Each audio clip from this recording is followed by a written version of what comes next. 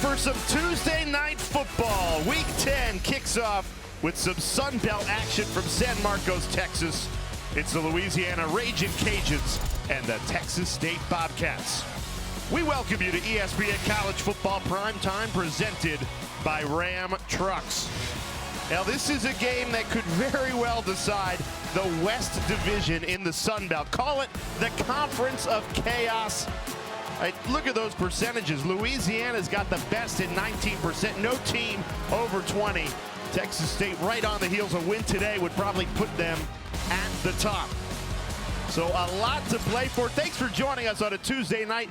Rocky Boyman, Jay Alter, what's better than this? A meaningful conference matchup with everything on the line, and both of these teams, really fun, competitive game we're expecting. Yeah, and I think Louisiana's been the strongest and certainly the most consistent Sun Belt team so far. 3 conference wins, 2 of them on the road. But then Texas State, they've had a couple really close losses, but with I think the most powerful, most explosive offense in the conference, they're right there in this thing. This will be a great game in here. Yeah, 2 really high-powered offenses. This is the game as a neutral that you'd want to watch. We expect a lot of scoring and 2 veteran quarterbacks. When you take a look at Louisiana, you have the 7th-year senior Ben Woodridge lead the way. Yeah, Jay, they say there's no substitute for experience. How about 7 years of college football experience? He's 25 years old. He's seen every defense. He's seen every coverage. And he is playing at an extremely high level right now, really leading this offense. Yeah, Woolridge and this Louisiana offense, they've not scored less than 23 points all season long. Very consistent, going against a defense that has dominated. They lead in sacks, forced fumbles, and tackles for loss. Yeah, this is an aggressive attacking scheme. They are going to try to come after Ben Woolridge early and often here tonight, try to confuse his picture out there. And they've got a very capable quarterback as well. How about the reigning Sun Belt Player of the Year, Jordan McLeod, leading Texas State. We'll have kickoff from San Marcos when we come back.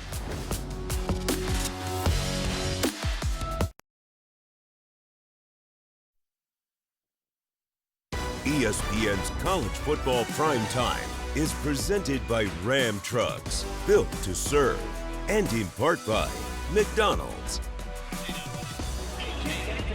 Texas State, rich football history, 1981 and 1982 national champions back when they played in Division II. They went by Southwest Texas State back then, and this is a community that loves their football. Boy, G.J. Kinney, year number 2, he has brought the passion back to this program. What a job he's done to turn this thing around quickly. And if they win tonight, they'll be in pole position for the Sun Belt. The team standing in their way while they're on the opposing sidelines.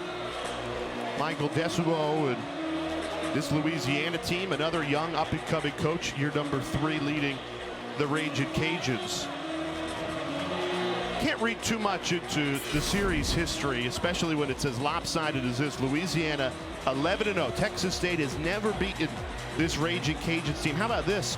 Louisiana has never scored fewer than 27 points in a matchup against Texas State. Yeah, they're hoping for some repeat history, but I'm not sure that's going to happen here. This is a very different Texas State. The last 2 years under G.J. Kinney's brought some guys in, hit that transfer portal, built that roster. Very explosive on both sides of the ball. Now the Bobcats will get the ball first in that home gold and black. Louisiana won the toss, deferred. So they are set to kick things off to get us started on a Tuesday. Very windy conditions, gusts up to 30 miles per hour here in San Marcos, Texas, and does not feel like October. We're in the 80s here with the sun beautiful going down.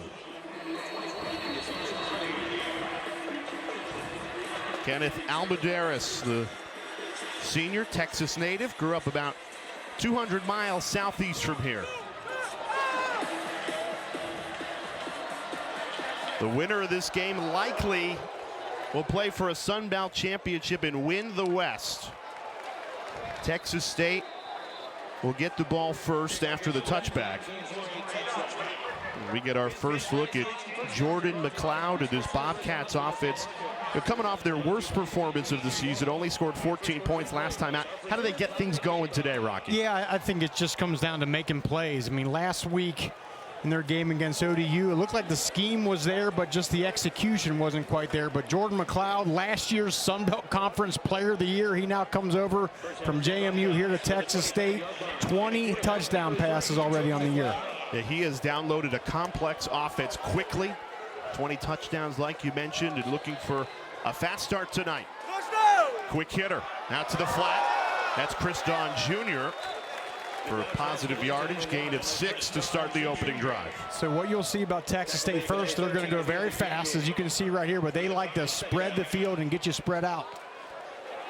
The same play, this time it goes to Jaden Williams, and it's right near the line to gain. Sets up a 3rd and 1. So the offense will spread the field, and it's up to Jordan McLeod to count that box. If he gets the numbers he wants in the box, then he'll shoot it outside. If he gets it, they spread out a little bit, he'll hand that ball off. This may be a spread offense, but they very much want to run the football. And they've got the running back to do it. Number 21 in black, Ishmael Mahdi, second in the Sun Belt Conference in rushing yards on the season.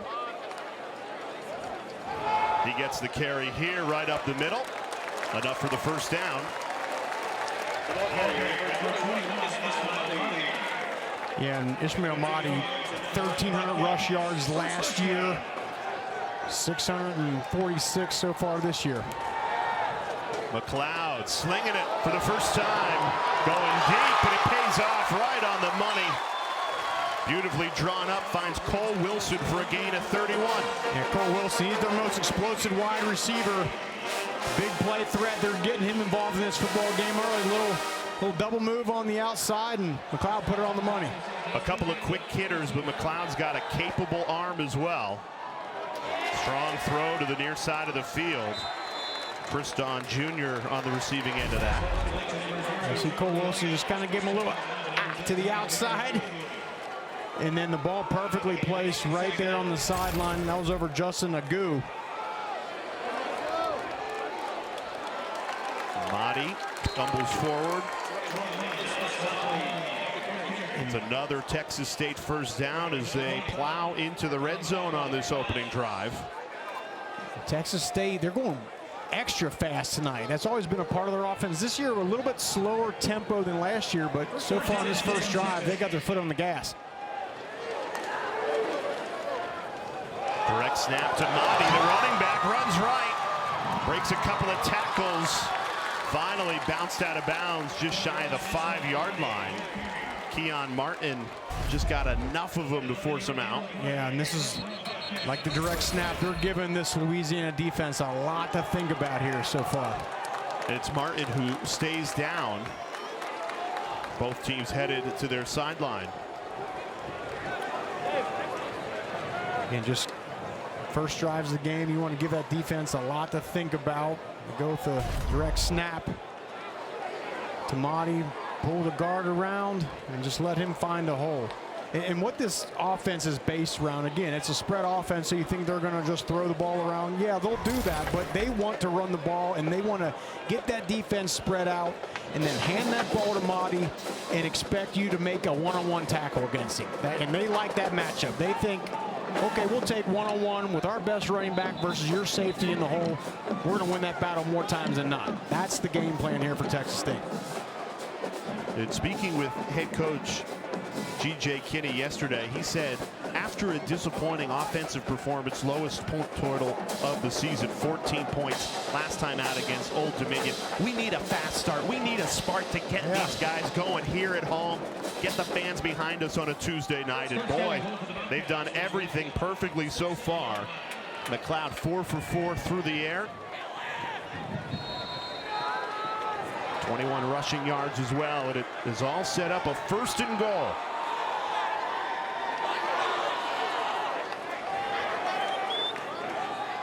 Right back to Mahdi, and he's dragged down.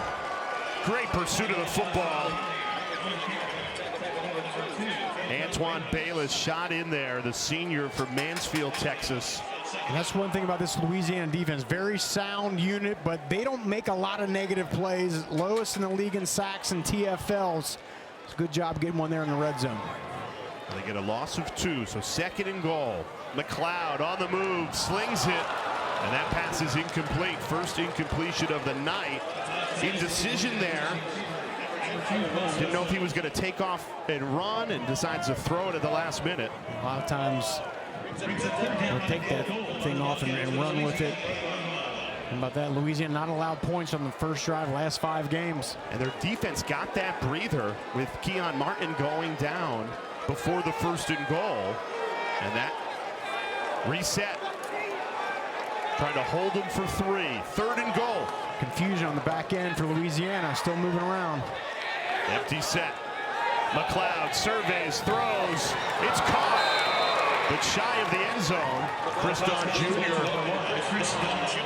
And now what do you do here, Rocky? Do you take the 3 or do you go for it on a 4th and goal? Well, G.J. Kinney told us yesterday, we want to get some momentum in this football game. They got that. I think you're smart to take the points here. A great opening drive. Let's not come up with nothing here. Take the 3, live to fight another day.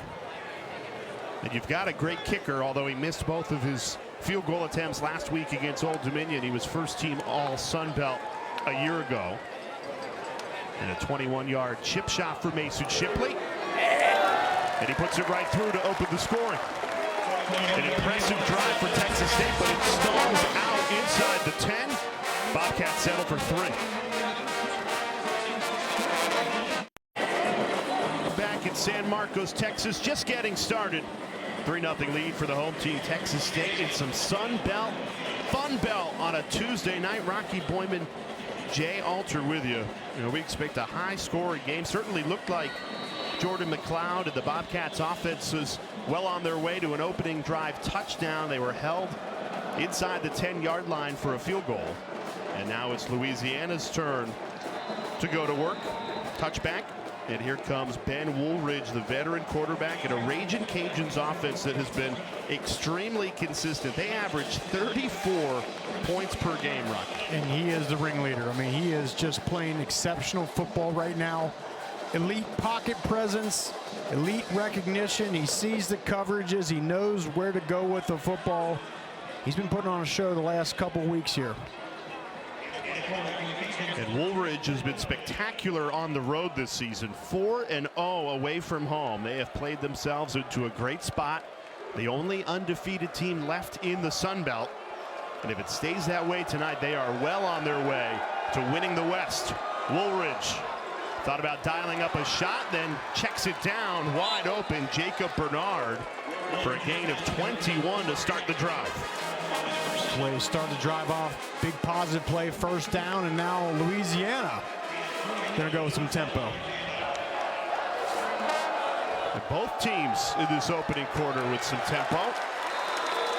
That one blown up in the backfield for a loss of 1. Let's go back to that first play here. Look at the protection. Again, this is a blitzing, sacking outfit that Texas State throws out there, but on that first play there, they gave him all the protection he needed, and you can see what happened. Well, not only do you have a 7th-year senior quarterback, but you have 4 redshirted seniors on the offensive line. A very veteran group in front of Woolridge, and you see that on their first offensive snap.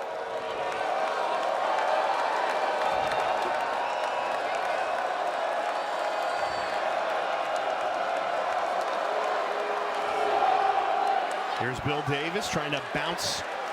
Tough to bring down at 235 pounds, but wrapped up for a gain of 2, and that sets up 3rd and long. Bill Davis is just one of 3 running backs you'll see for Louisiana. He's the big boy, as you just said.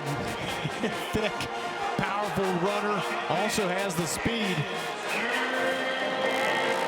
Louisiana was hoping to stay out of 3rd and long tonight against a team that leads the Sun Belt in sacks. This defensive line will have their ears pinned back here on a 3rd and 9. They're going to give Woolridge a messy picture to start off with. I mean, look at that front. They send 4. Woolridge steps up. Low, incomplete pass. Tried to find Lance Lujan there. Didn't get a good throw off. And Texas State's defense comes up with a stop on the opening drive after a gain of 21. Got it started. Yeah, and that's going to be the cat and mouse game. The matchup to really watch if you're at home is Ben Woolridge, with all the experience and all the football he's played and all the coverages he's seen against this Texas State defense that moves around a lot and really likes to change that picture and bring pressure. Joey Hobart trying to turn the corner here. He's wrestled out of bounds just past the 15-yard line. And that's where Jordan McLeod of the Texas State offense will take over when we come back.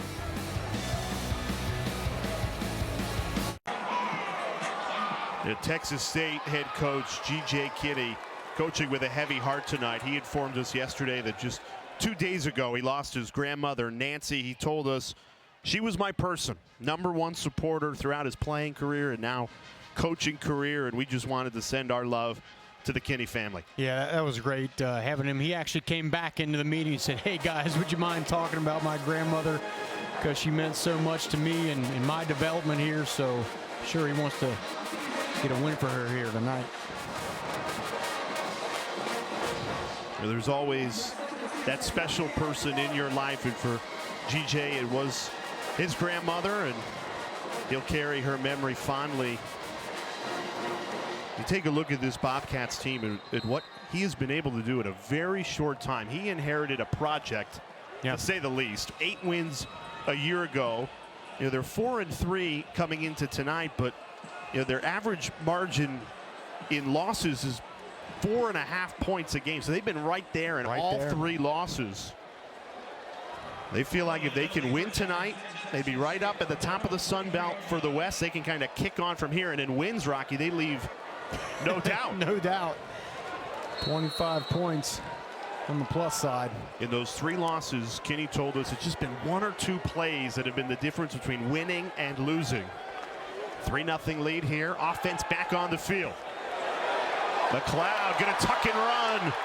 Jordan McLeod showing what he can do with his feet. A gain of 9, scrambling. And that's probably the under-talked about part of his game. You talk about the throwing and the yards and the 20 touchdown passes, but he is very much a dual-threat quarterback. You allow him an open lane, he'll take it.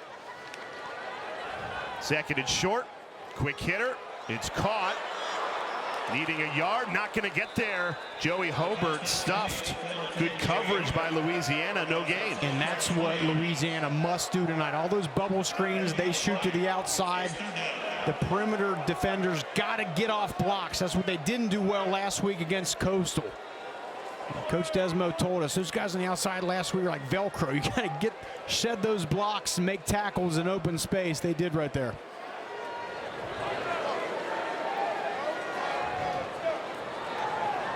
Third and 2. Look at this formation. Now right up the middle.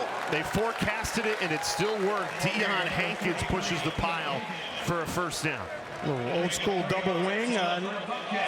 Part of this air raid offense. They give you so much to think about. As a defender out there, I'd be like, you know, and what that does, it just creates hesitation.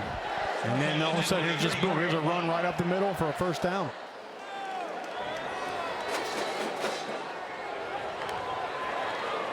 Ishmael Mahdi back into the game, breaks a tackle. Finally, some running room. Mahdi takes that for 11 and another first down for Texas State. Yeah, and Amir McDaniel had Mahdi in the backfield, but that's what he does best. He breaks tackles and gets out in the open field. If you allow him to get some momentum and get some energy and feeling good, it could be a long day. They go right back to Mahdi. That time taken down, dropped for only a gain of 1. Casey Osai with the tackle. You'll hear his name all night long. He leads this team now with 61 tackles on the season. Yeah, he's a perennial all Sun Belt Conference player, great linebacker.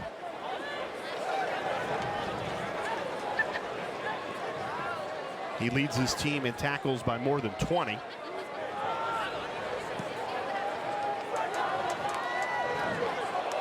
This is a free play. 2nd and 9. McLeod takes a shot. Why not? It falls incomplete, but they know they were getting 5 yards here. Offside. Defense number 3 in the neutral zone at the snap. 5-yard penalty. It's second down. And that's a great use of hard count by a team that goes fast. So their tempo, they're up the line, they're snapping the ball, and then they pause and go on a second count and get you to jump. It's all part of it.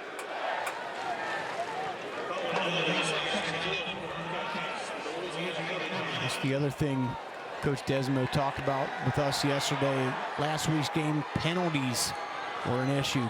Can't have it tonight. 2nd and 4. They go right up the middle. That's Torrance Burgess Jr. with his first carry of the night, gain of 10.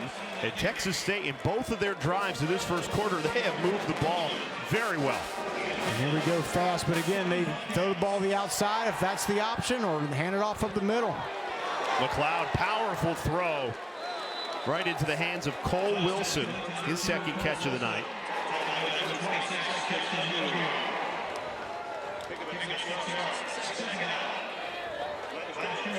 And what you're hoping for on those throws to the outside is just making the guy miss. Picking up extra yards.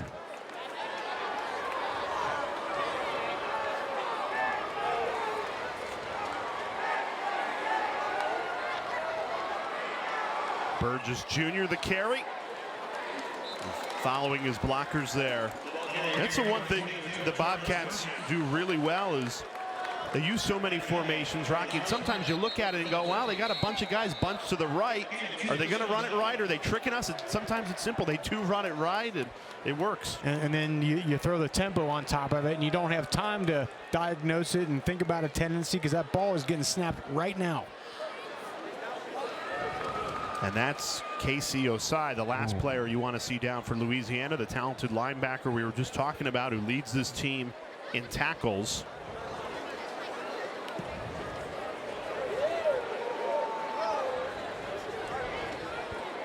And he's got 4 tackles already on the night. We'll step aside ahead of a critical 3rd and 1.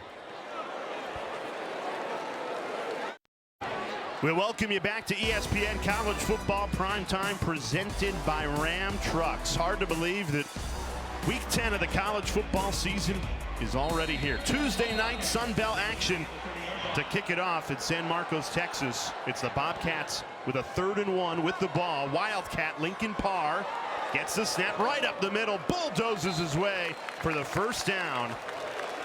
The redshirt junior from Germantown, Tennessee. 5'9", but 200 pounds, tough to take down, a bowling ball, enough to knock down the white pins of Louisiana and move the sticks. That's the 2nd time tonight Texas State has shown some kind of Wildcat direct snap to the quarterback look.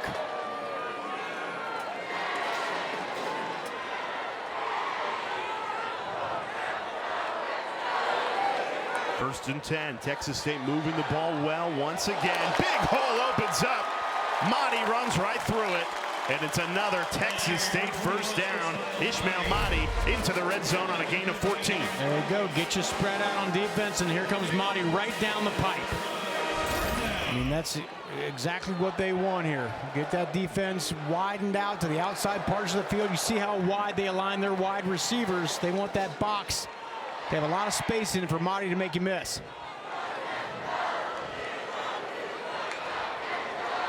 McLeod sends it to Kriston Jr. is taken down immediately.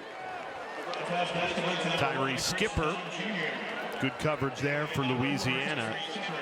This is what Texas State did on the opening drive. They got all the way down the field, and then it stalled out right around the 10-yard line. They had to settle for the field goal. Can they find a way to punch it in for a touchdown here? We mentioned earlier, this is a veteran team, so those guys on defense played a lot of football. They know how to adjust. 12th play of the drive. McLeod runs left, buying some time, makes a cut, falling forward inside the 10. Taken down at the 8-yard line, gain of 5, and that'll set up 3rd down. And he had Hobart wide open in the middle of the end zone, just couldn't find him as he was scrambling off to his left. And that's the top target, Joey Hobart. He's caught a catch in 31 straight games. Mr. Consistency, bottom of your screen in the slot. In motion here, number 10 in black. McLeod rolling right. Pressure coming. Hit as he threw it. Up in the air. And it's dropped. Falls. Incomplete pass. Connor Fox, the tight end, was trying to make a play on that ball. And that was almost disastrous for Jordan McLeod in Texas State, trying to throw that ball as he's being hit, laid across the field. Doesn't bite him. But another good job by Louisiana, bowing up inside the 10-yard line. Yeah, an encouraging drive once again for Texas State, but it stalls out in the red zone. They'll settle for another short yardage field goal attempt. The first one from 21. This is from 25. And Mason Shipley puts it right through. So a 6-0 Bobcats lead, but they'll feel like they should be up by more because they've had to settle for 2 field goals. Well, if they keep getting Mahdi involved, it's going to be a good night. The number 2 rusher in the Sun Belt Conference, 92 yards a game coming in, and they're getting him involved early. He is getting to that second level. And they just want to get him into that second level, and as the game goes on, he starts breaking more and more tackles. Just an aggressive, angry runner. Those legs for 21 just don't stop on contact.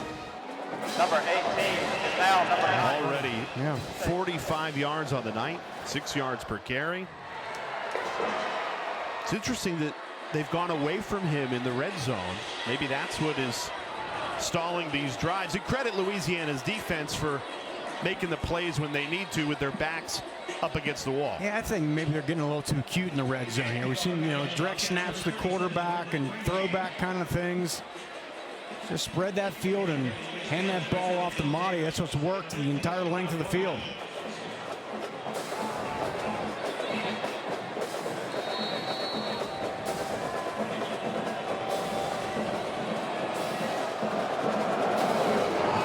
Frank sends this through for a touchback.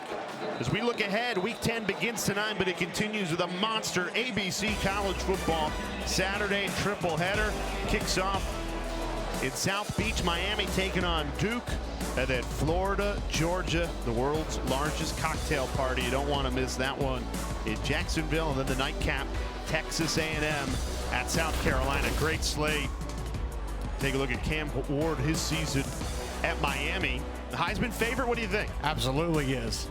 I think throw him in there. There's Sanders, of course, from the quarterback position. Genty from Boise State, but Cam Ward playing some of the best quarterback in the country right now. He started his college career at Incarnate Ward, and we were talking with Texas State offensive coordinator Mac Leftwich. He said, yeah, when we had Cam Ward at Incarnate Ward, we knew he was something special. Pretty good. Yeah. He said that in this evolving landscape, you got to be willing to take a really good player, even if you know this guy's probably going to transfer after the season. You enjoy him while he's there. You coach him up while he's there. And he's enjoyed watching all of Cam Ward's success as he's moved on. 2nd and 7 for the Louisiana offense. And flag thrown pre-snap.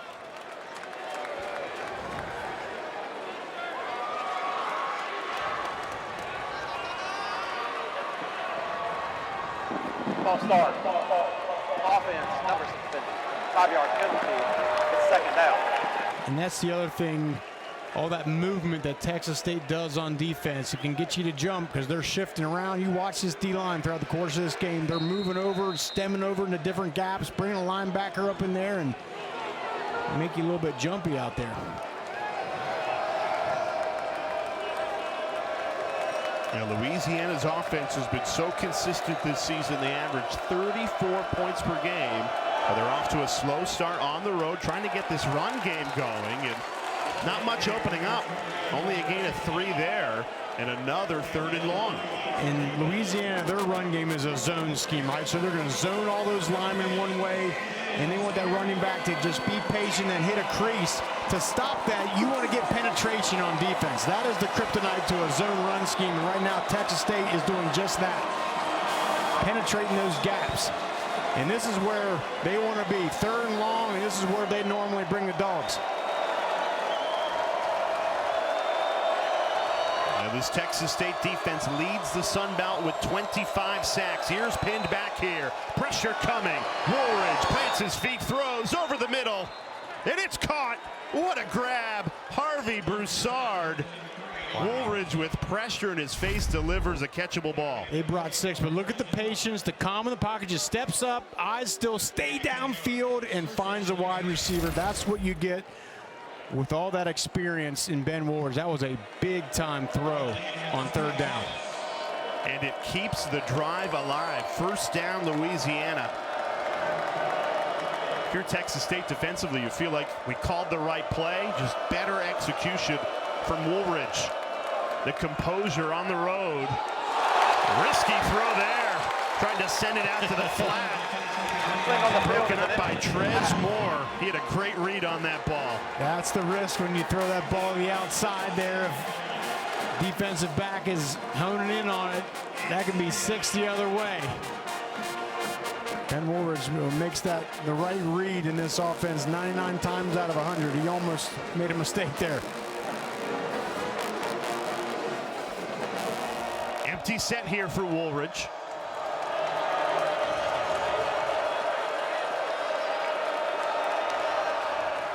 Texas State sends 3. Woolridge, great protection. Nobody open though. Rolls right, surveying, throws on the run. Tried to squeeze it in there, and the pass is ruled incomplete. Robert Williams caught the football, but landed out of bounds. Good job of coverage on the back end. And here you see Texas State defensively. They're substituting in 5 fresh new bodies. They have a lot of depth on that D line. Here comes a 6th new guy that's revved up and ready to go. I'd like to see Louisiana try to find the wide receiver Lance Lejean. He's in the slot to the bottom of your screen. He's their big play guy. Play clock down to 3. Woolridge just completed a 3rd and 9. Now trying to pick up a 3rd and 10. Delayed run, and he's got daylight.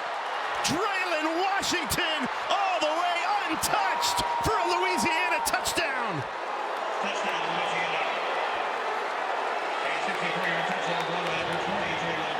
What a play call on 3rd and 10. 64-yard rushing touchdown for Washington, his career long.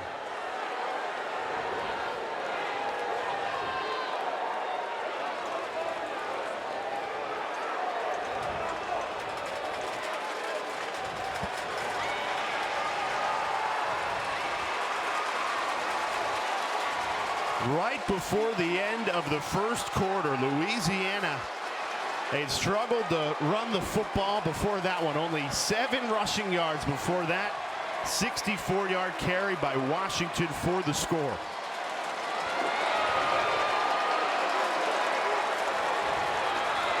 And Kenneth Almendares puts it right through to fire the Raging Cajuns in front. And what a great play call here by Ben Woolridge. He checks the coverage. He sees there's no safety there on the back end. Everybody up on the line of scrimmage. That means there's no one on that 2nd and 3rd level, and all that running back has to do is get to that 3rd level, and it's to the house. And then, I mean, the speed we're talking right there. Draylen Washington, he was a guy that was hurt early in the year, but healthy now and making a big impact. And again, just the job by Ben Woolridge right there, checking that play, changing that play, sensing what the defense is doing. That's everything you get out of a 7th-year quarterback. You know, prior to that play, this Louisiana offense, 9 plays, 38 yards. And then, boom, a 64-yard strike. And it's so amazing still how quickly things can change. Texas State defensively was, other than maybe a play or two, shutting down this Louisiana offense. And then, boom, just like that, you look around and it's 7-6.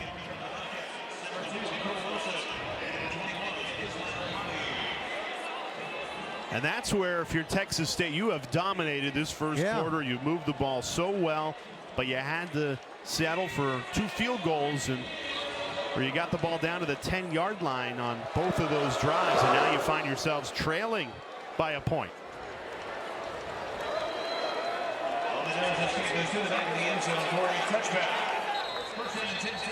How much of that, Rocky, you think is a defender? You played 8 years in the NFL. You're just thinking, well, they got to throw the ball here on 3rd and 10. No way they're going to run it, and then boom, boom, hit it. Element of surprise. 100%. You're looking around. You're thinking back to your preparation of, okay, what's their best route scheme? Where's their best wide receiver? You know, where's Lance Lejeune at? Where's Terrence Carter? Let's find their guys. And you look around and boom, that ball's coming downhill on you. I mean, you got to give a lot of credit to this Louisiana defense. They gave up a ton of yards in the area of the field between the 20s and then bowed up in that red zone, forcing 2 field goals.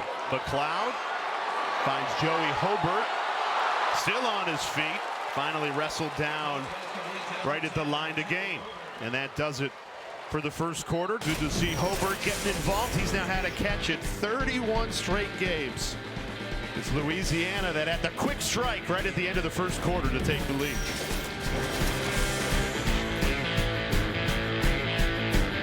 And that's exactly what we have gotten. Louisiana, the 7-6 lead, despite Texas State engineering 2 long drives in that opening quarter, Rocky, but they had to settle for field goals. Yeah, stopped on both the 4-yard line and 8-yard line twice in a row. Well, they've got the ball here to start the second quarter. Can they find a way to punch it into the end zone? Long way to go, though. Play action. And throwing on first down, McLeod had Christon Jr. and those two just couldn't quite connect. I'd really like to see Texas State get Joey Hobart more involved in this game. Again, he's a number 6 wide receiver in the Sun Belt Conference. Playmaker. Pressure coming. McLeod reads it well, steps up, unloads a deep ball. And over the head, went right back to Christon Jr. Contested by Keon Martin in the secondary. Good job by Martin. He was just sending one receiver down the field. It's him and a lot of space.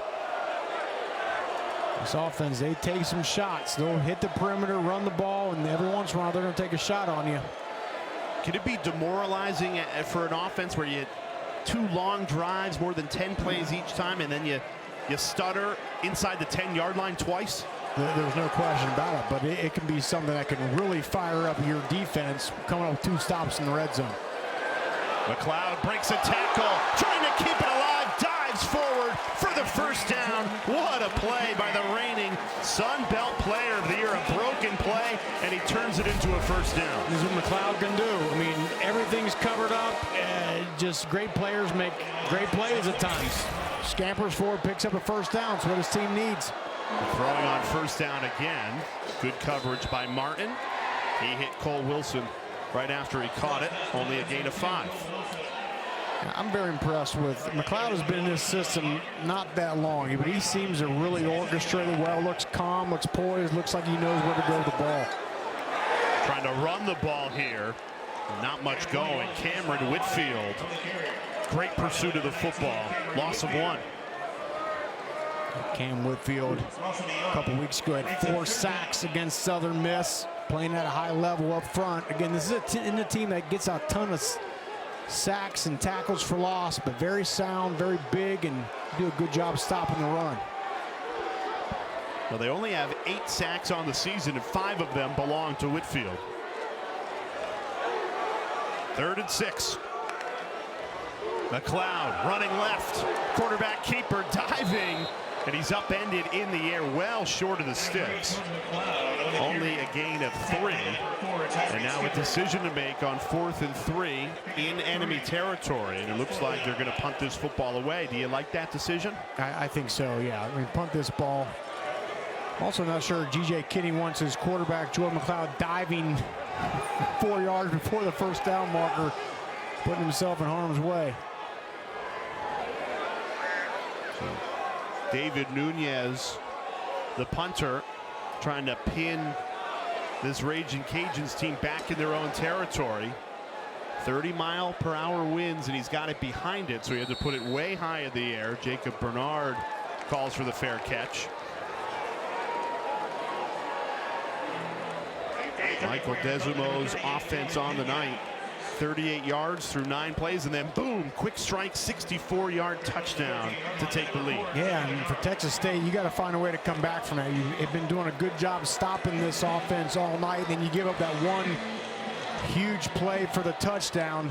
But Ben Woolridge, this is where he's particularly good. He's seen a couple looks at this defense, probably by now got it figured out. See if he can go on a long drive here and punch another one in. He's got Bill Davis in the backfield with him, the freshman running back. Woolridge keeps it, slings it to the far side. It's caught.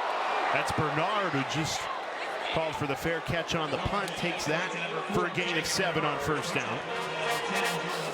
When we talk about Texas State, all the formations they give you, Louisiana does the same thing, if not more. So many formations and some motions and things that just get you confused and a little hesitant on the back end of that defense.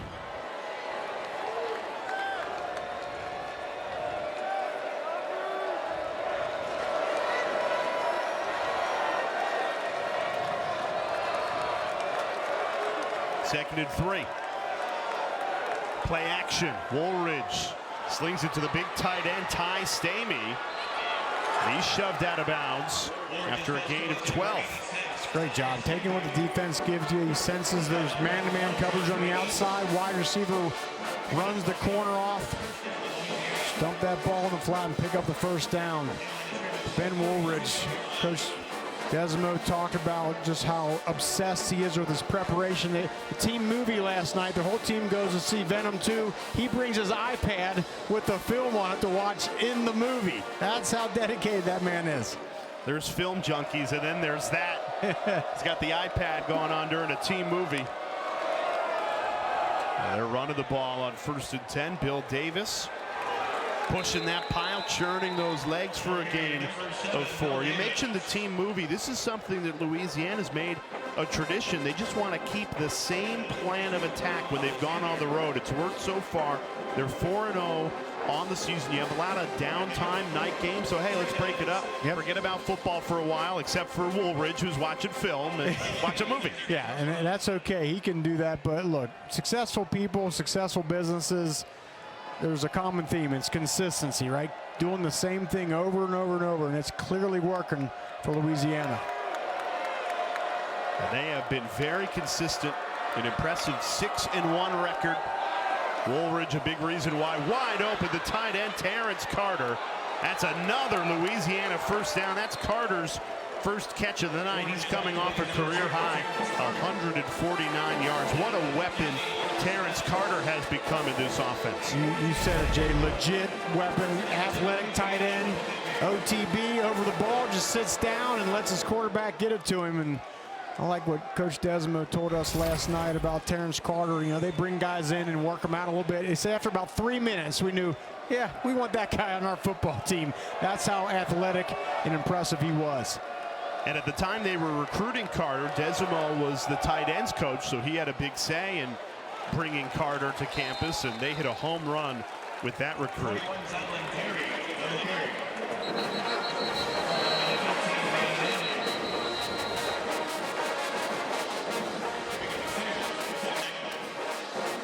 Now there's an injured Texas State player Way back about 40 yards away from where the tackle was made. That's Joshua Eaton. Training staff running off. To take a look at Eaton, we'll step aside. Game clock operator, please reset the game clock. Injury timeout. Joshua Eaton walking off the field, accompanied by the training staff. Redshirt junior cornerback.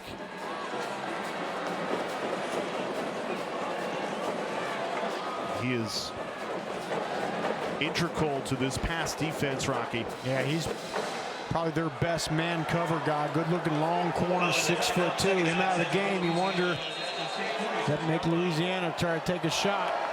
Got the backup, Camden Grogan in. They just moved Grogan in motion. Play action. Woolridge looking for a deep shot. Instead throws it over the middle. This is a contested ball. Two guys wrestling for it. Harvey Broussard tangled up. And they're going to give the ball to Broussard, the wide receiver for Louisiana. First down, Raging Cajuns. Torrey Spears was the safety. This was just a 50-50 ball. And it looked to me that Broussard went up and wrestled that thing, had control of it first. He's coming to the ground. Right there as he rolls over, he has possession. That's the type of game it has been on a Tuesday night in the Sun Belt. Not much to separate these two teams. Woolridge, play action, throws, and that pass is incomplete. Sailed on him, trying to go right back to Broussard. Woolridge took a shot right there as he was unleashing that ball, kind of shaking that leg a little bit, and it was Jordan Polk, the safety, one of their star players on that Texas State defense, bringing the pressure up the middle. Yeah, the Bobcats defensive staff told us that Polk is the guy who ignites the flame on this Texas State defense.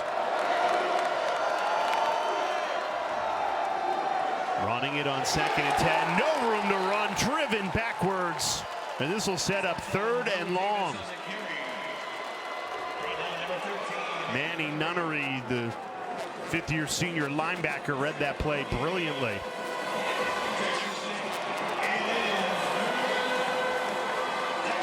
We go 3rd and long. Interested to see what Texas State will bring.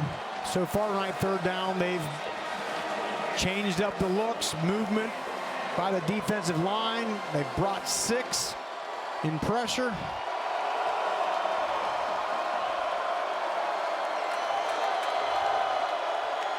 Third and 9. They're going to run it again. Davis, no hole opened up. Remember, they scored a 64-yard touchdown running the ball on 3rd and 10, so might as well try it again. Yeah, Texas State saying, no, we're not falling for that twice here. We're going to expect a run. I think if I'm Louisiana, I go for this thing here. It's kind of in that awkward part of the area of the field. And I think Louisiana was hoping to pick up a few more yards there and make it a 4th and short. Instead, it's a 4th and 5. Louisiana 7 of 11 on 4th down this season.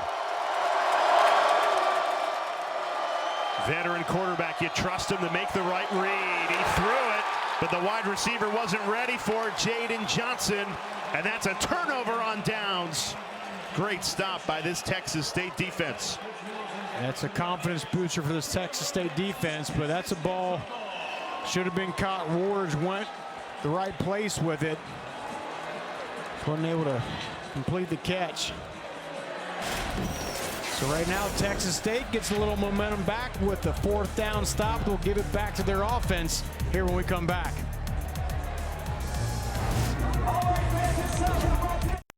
In the NFL begins Sunday morning with the Countdown Crew. They'll tell you everything you need to know leading up to kickoff, and then Monday Night Countdown begins 5 Eastern Time. Kickoff at 8. Peyton and Eli over on ESPN2. Joe and Troy on ESPN and ABC. Buccaneers and Chiefs. Baker Mayfield, Patrick Mahomes. They did it first at the college level.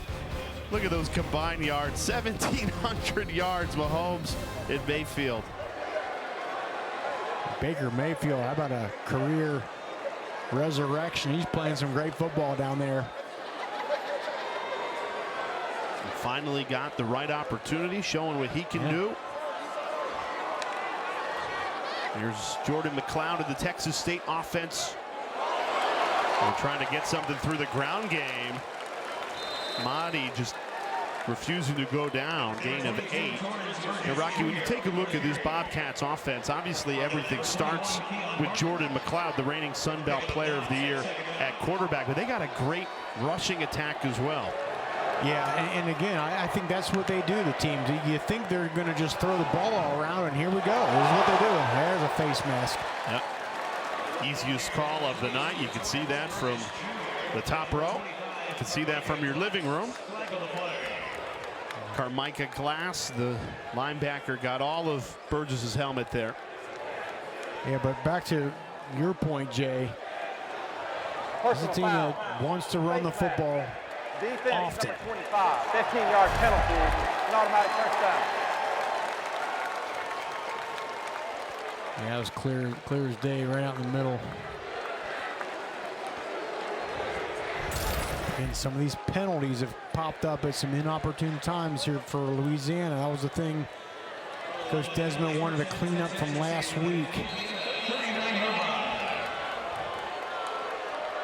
Texas State over 100 rushing yards in this first half. Ball into enemy territory after the penalty. McLeod checks it down, and that's another drop.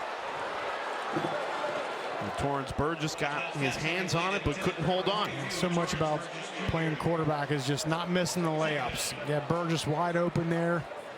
Going to move the ball downfield a little bit, and you can see McLeod a little bit frustrated. He knew he missed a layup. I think he was trying to just lead him a little bit. Yeah. And Burgess wasn't ready for it. Miscommunication there sets up a 2nd and 10.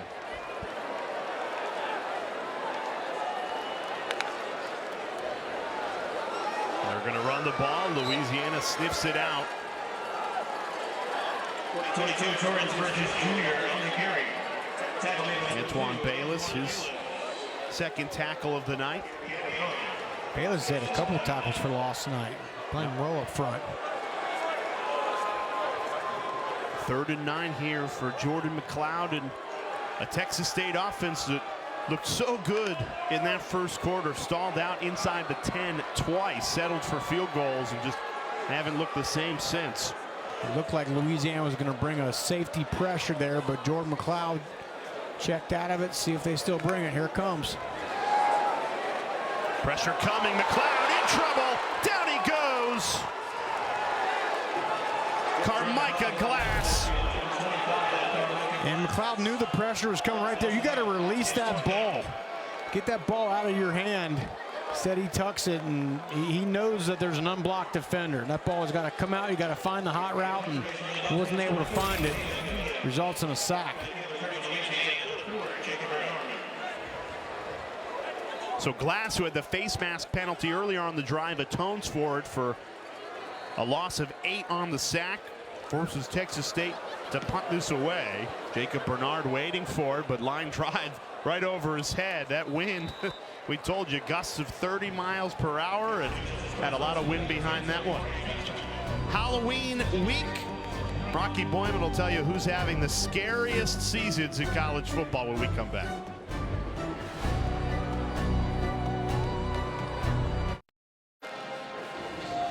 Now, happy Halloween. Halloween week is here, and it has hit college football as well. Rocky Boyman, Jay Alter with you. Scariest seasons. I mean, Florida State, Tallahassee's been haunted mansion. Yeah, 100%. It's not been scary. It's been a nightmare. Florida State last year, they go 13-1.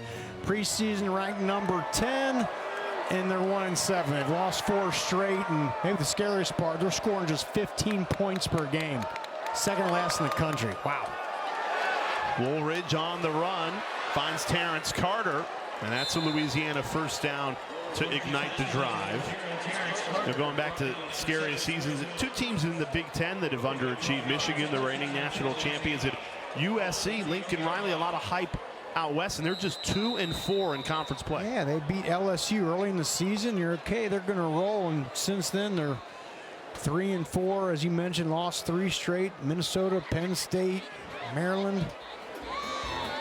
Injured Texas State linebacker, we'll go back to this. Utah, you know, they were projected to potentially win the Big 12. They've had injuries at quarterback. Cam Rising hasn't played much this season.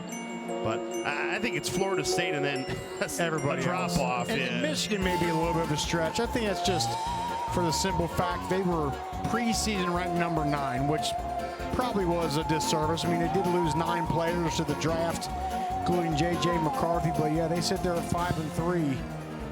They got Oregon this week. That'll be a big test for the Big Blue.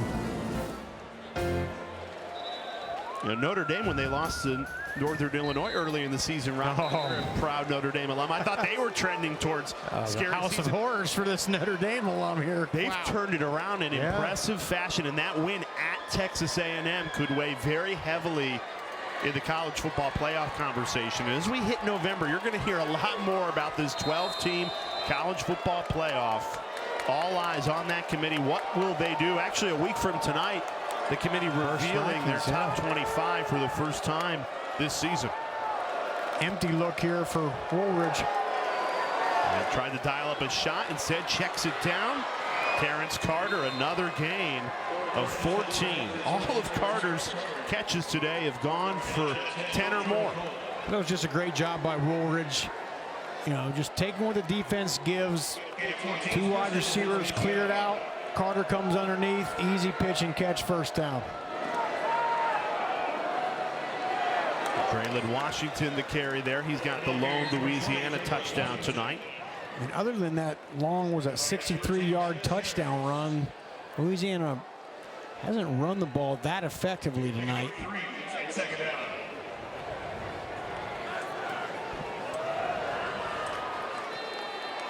These were 2 high-powered, up-tempo offenses. We thought there'd be a lot of more scoring. points. Instead, it's been a grind in this first half. Under 4 minutes left in it. Louisiana with the football, leading by 1.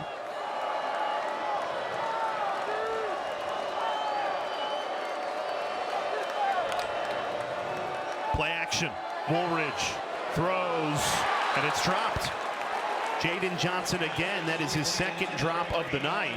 That would have went for a Raging Cajuns first down. Instead, it's 3rd and 8. Yeah, and Louisiana's really found a lot of openings in that shallow middle of the field tonight, but as we talked about, when the layups are there, you got to make them. Jalen Johnson, second drop of the night. I know Mike Desimo does not care for that too much.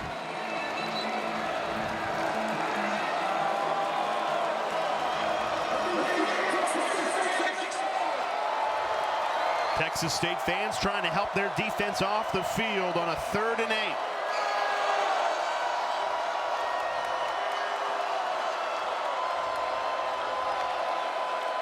8. Woolridge, pump fake, surveys, throws, wide open. The soft part of the secondary, Lance LeJean found it for a big gain of 28 to move the chains. Huge throw there by Ben Woolridge. Texas State brings 5, just stays calm in that pocket. He surveys the field. Again, he knows all the progressions in this offense. When one isn't open, he just calmly goes to the next one. It's a huge first down throw and catch. And Stephen Parker, defensive lineman for Texas State, is down. Now, we mentioned that it's more than 80 degrees here, even with the sun down in San Marcos, Texas.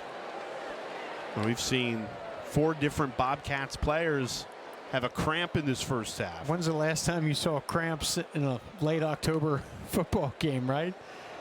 Yeah. The heat down here is something different.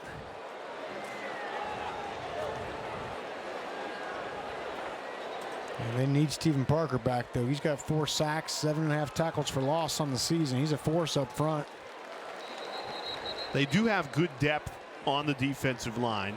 You know, their defensive coordinator, Dexter McCoyle, told us we've got starters and then starters in waiting. Yeah. Like that term. And I like how he phrases that, because that keeps your guys motivated. A lot of times, oh, I'm just the backup. Mentally, that can play on you. But if he says, hey, you're just a starter in waiting, you're just waiting to get your chance, that's a positive mindset to have. It'll be Khalil Alexander who comes in for a 1st and 10. Louisiana knocking on the doorstep of the red zone.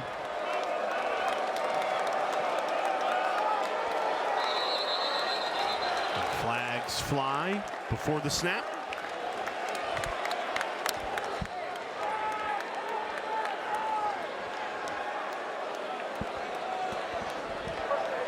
Ball start. Offense number 55. 5-yard penalty. It's first down. And that's the 5th penalty on Louisiana tonight. Something you can't do against a really good team like Texas State. It's the 2nd week in a row that's been a bit of an issue. Yeah, they've got a head coach who knows his team very well. And speaking with Michael Desimo yesterday, he goes, we're 6-1, 4-0 on the road, undefeated in conference play, but this team does have the penalties plaguing them. They've overcome it. and they don't do themselves any favors. 1st and 15. Woolridge throws a dart. That's caught by Robert Williams. You get your penalty yardage back. And 2nd and 10 upcoming. It's second down.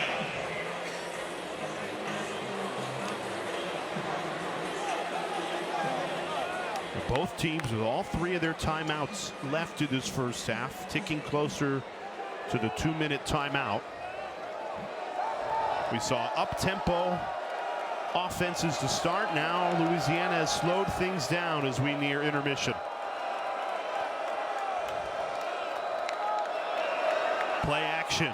Woolridge running left, takes off, and he's got the first down. Ben Woolridge, not known for his legs, picks up the first down inside the red zone when we come back after the 2-minute timeout. 2 minutes, timeout.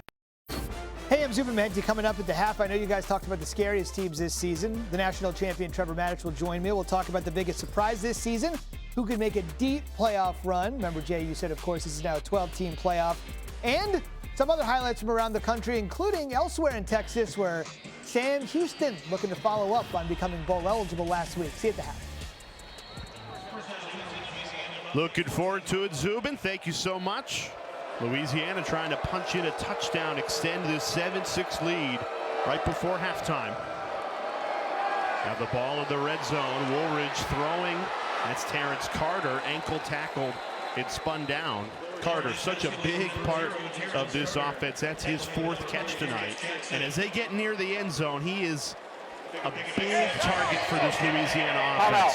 Huge target, and I always like when a guy's kind of in the flow and seems to be having a good game, let's keep going to him, especially an athlete like Carter. And interestingly, J.G. Kinney decides to use his first of 3 timeouts. They're preserving some clock for an offense that certainly has the ability to be a quick strike offense. Yeah, I mean, if you're Texas State, you're hoping to hold them to a field goal, use a couple of timeouts, save some clock, and go on a drive of your own here with plenty of time. And this is a massive game for Texas State. When you take a look at the chance to win your conference, well, the Sun Belt has been the conference of chaos. No team has a greater than 20% chance coming into the night. But if Louisiana beats Texas State, that's a big swing. Raging Cajuns would stay undefeated, the lone undefeated team in the Sun Belt. And they'd have the tiebreaker against Texas State, who would now have 2 conference losses. So the Bobcats know they've got to win this game here at home to stay in the hunt to play for a Sun Belt championship. Here's Draylon Washington, driven backwards. What a pursuit of the football. Stephen Parker shoving Washington back. Forward progress will give Washington a yard gained, and Texas State uses that 2nd timeout. Yeah, again, Louisiana just has not been able to get that rush game going. The 64-yard touchdown by Draylon Washington. Other than that, it's been 11 rushes for about 30 yards. This Texas State defensive front, stemming around, movement, slanting into gaps. It's really confused this zone run scheme for Louisiana. If they didn't blow that play dead, I think Parker would have dragged him all the way to the opposing end zone. What a great tackle there. Good to see him back on the field after he was cramping earlier on this drive. If I'm Mike Desimo right now, I'm finding some sort of scheme in my playbook to get Terrence Carter, my athletic tight end, open in space here.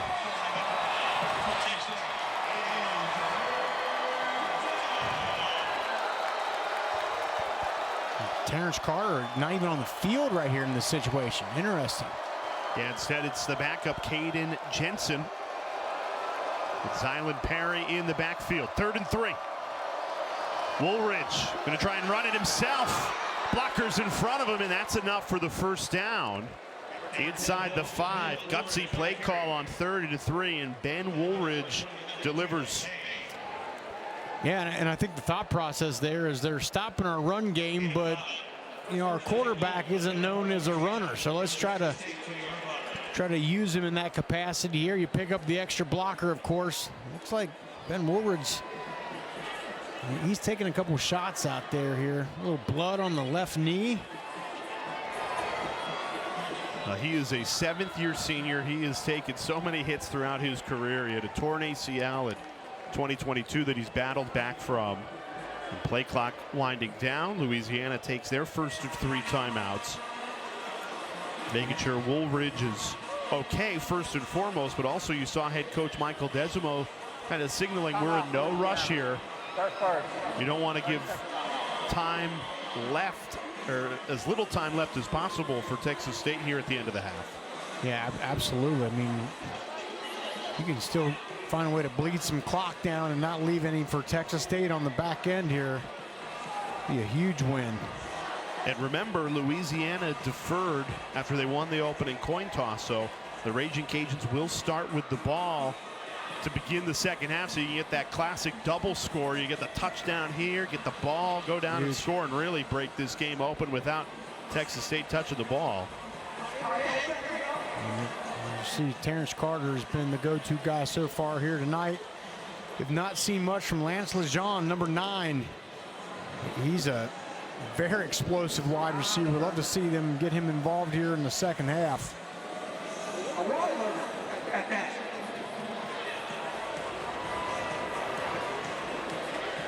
Do you expect them to trust Woolridge to throw the ball, or you keep it on the ground here, first and goal from the 2-yard line upcoming?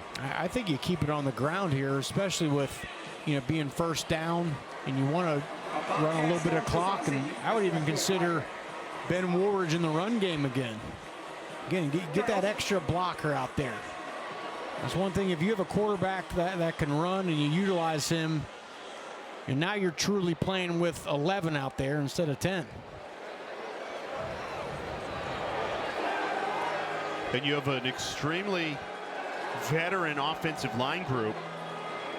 4 redshirt seniors on that O-line to run behind if you're Louisiana.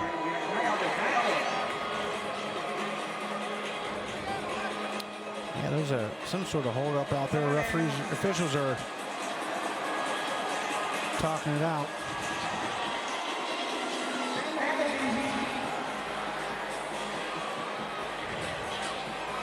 Now, we were just told by our production crew that, you know, the officials have not given the signal to resume play here, so they must be talking about something on the 2-yard line. Trying to clean something up here ahead of halftime. You hope it's not what's on the dinner menu post-game.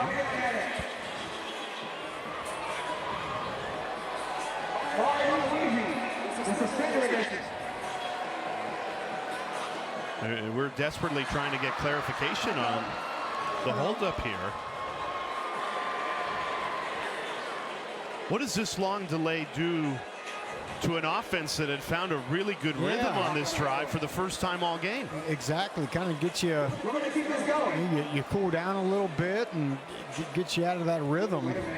I'm sure that's a concern of Mike Desimo right there.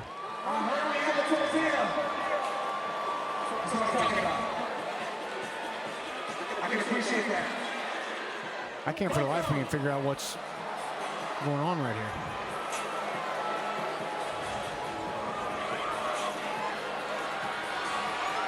Back to the Hell's Hands again, hell yeah.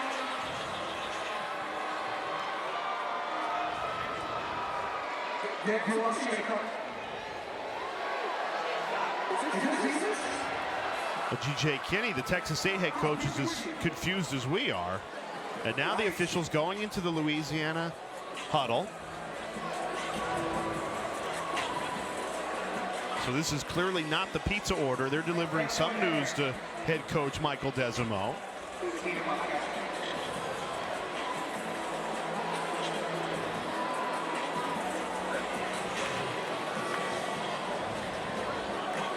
I have no idea what this could be, Rocky.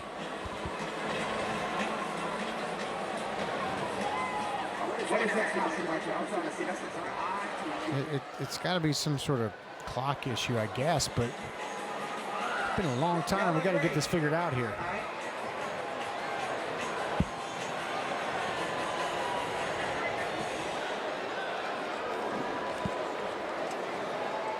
I saw that.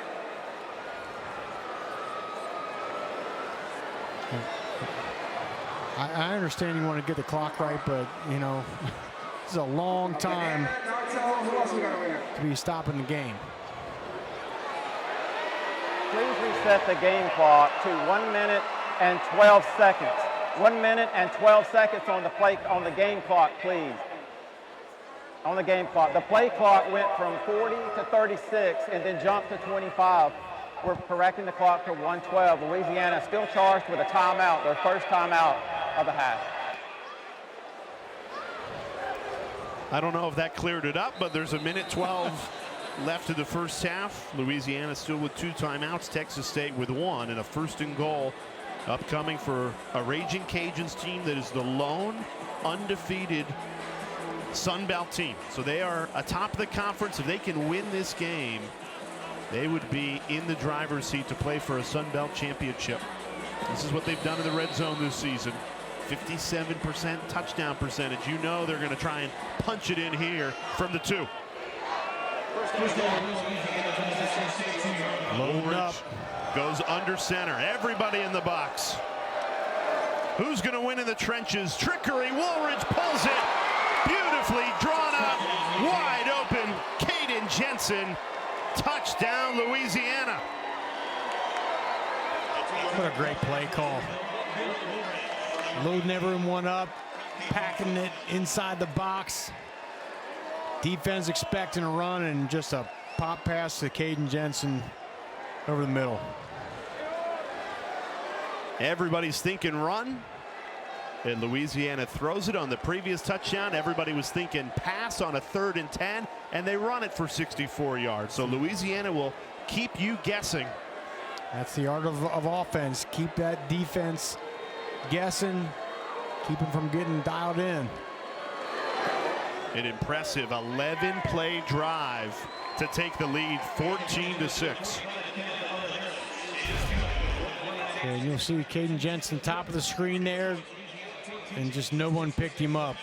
It's man coverage, and somebody let him go. But I've been there, Jay. You're on the 1-yard line as a defender. Last thing you want to do is just have them just fire off the ball and blow you back into the end zone. So they use your aggression against you and just pop the ball over the top. Tough play, but well executed. Well, they had about 7.5 minutes to draw that play up with a long clock delay, and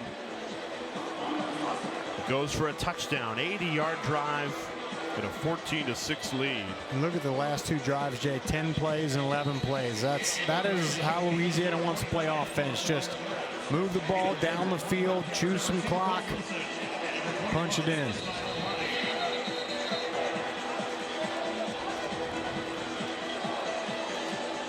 Texas State still has some time here. 1 timeout for the Bobcats. 1 minute and 8 seconds to work. That's one thing about an air raid offense is it's quick strike, and they go fast. They're used to playing fast with their tempo here, so certainly time to get a score here. Yeah, their normal offense is a 2-minute hurry-up offense. You're practicing it all the time. It's not foreign at all. Wilson and Mahdi awaiting this kick. Returnable. Mahdi trying to find some running room. And dragged down at the 15-yard line. Texas State started this game with 2 really impressive drives, 11 plays and 14 plays. Got inside the 10-yard line twice, but couldn't score a touchdown. Settled for 2 field goals. Let's see what Jordan McLeod, the reigning Sun Belt Player of the Year, can dial up with 1 minute and 2 seconds left in the first half. I think for Texas State, first priority here on first down is just get a positive play. Get this drive started in positive fashion. Don't want a negative play or play for no gain. Get a drive starter. There you go. Throws right over the middle. Crossing route to Bo Sparks. This clock will run. Not enough for the first down. There's an injured Louisiana player, Keon Martin. So the clock stops at 50. As the training staff for the Raging Cajuns go out to look at the corner.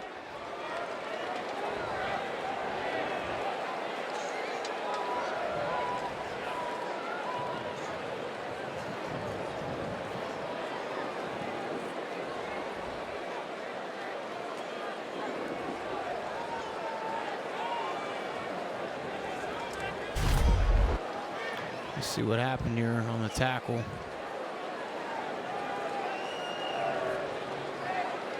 And Martin, who's down injured, was the one who made the tackle. I wonder if, yeah, he got his helmet right on the right hip. Man, they're bringing out the card here.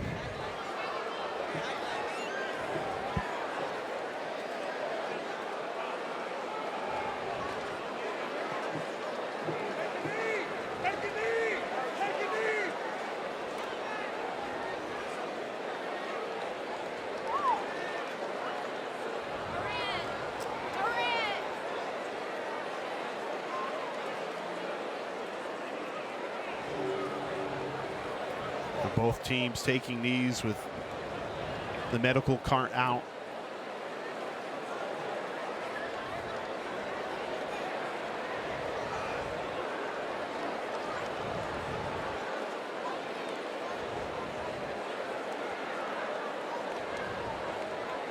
All these players concerned about their fellow athlete out on the field.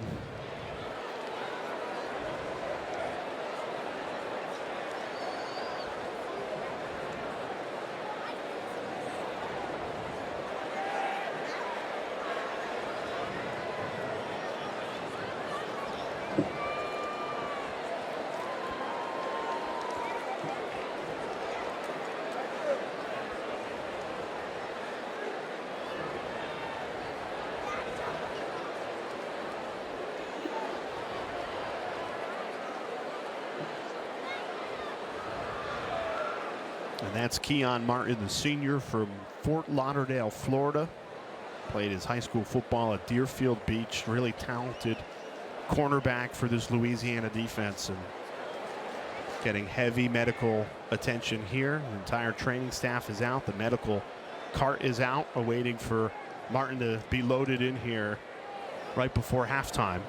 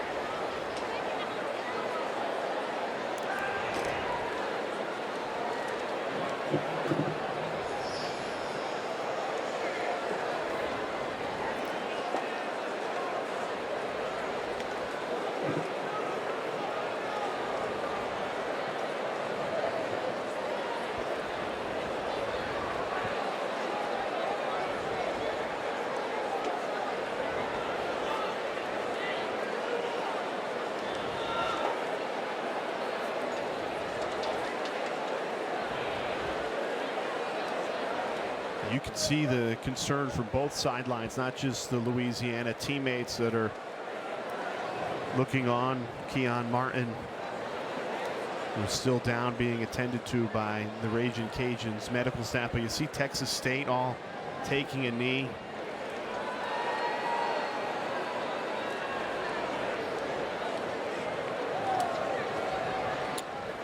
there's the head coach, G.J. Kinney, for the Bobcats as well. This is the last thing you want to see if you're a head coach on either sideline. This is the scariest part about this great game that we love, is when there's a potential head or neck injury involved.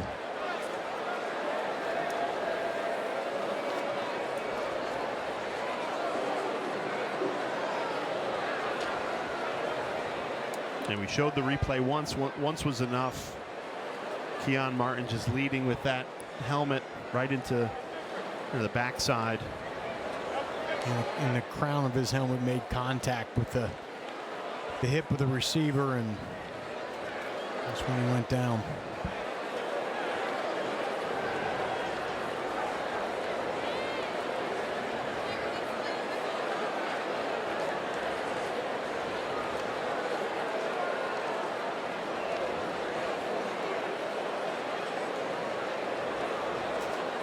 And this is really a moment where the score becomes secondary and everybody's thoughts and prayers are with Keon Martin.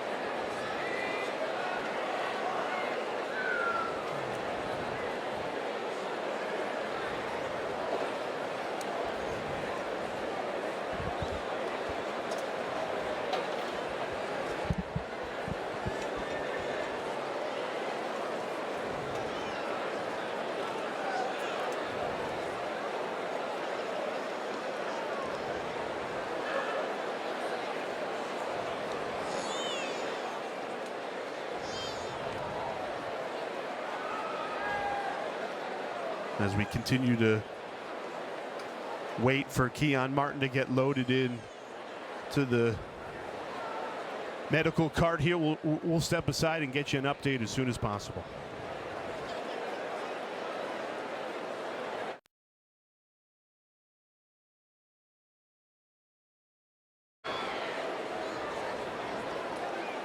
If you're just joining us here in San Marcos, Texas, Louisiana, senior cornerback Keon Martin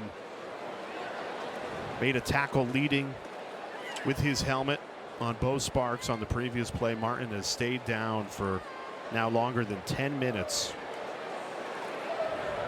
This is the scariest scene in football, when there's a head or neck injury and a player is down for an extended period of time. Louisiana's medical and training staff have done a Herculean job here, now trying to load Martin on to the stretcher and get him to the medical cart. You see his teammates closing in, making sure they feel their love and support.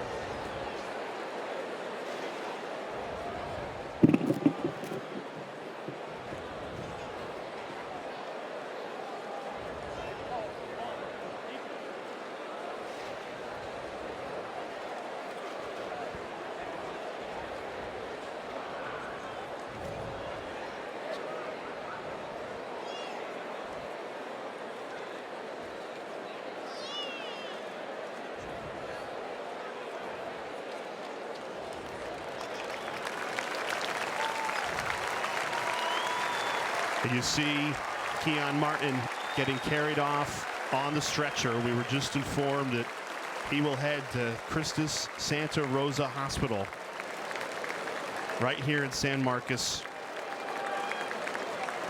That hospital has a level 4 trauma unit, and our thoughts and prayers will continue to be with Keon Martin, his family, and we'll get you an update as soon as we have one. Unfortunate that Christus Santa Rosa Hospital has that level 4 trauma unit just 3.5 miles from the stadium. And now the tough part for the rest of these players here is figuring out how to, if you're seeing something like that, get back to finishing out this half. Does halftime come at a good time? You know, just 50 seconds and then everyone can kind of reset in the locker room.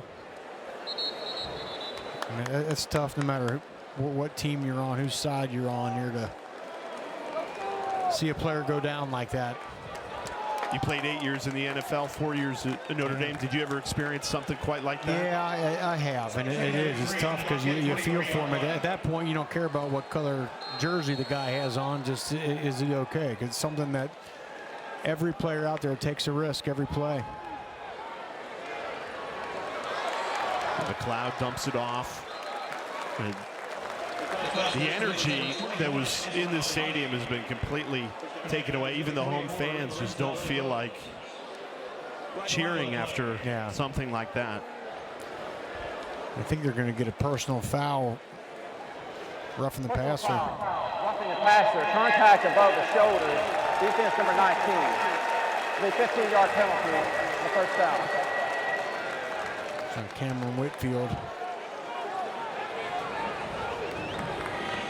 And this will place the ball all the way at the 46-yard line for Texas State. You still have that one timeout, so you have a real chance to get some points here before halftime, trailing by 8.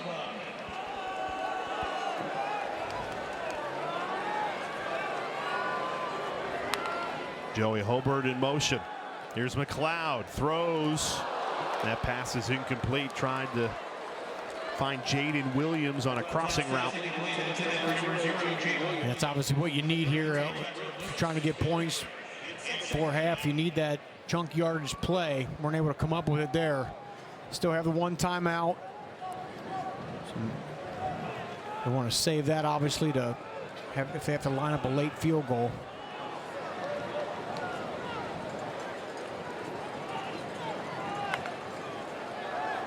Louisiana sends 4. McLeod in trouble. Couldn't escape it.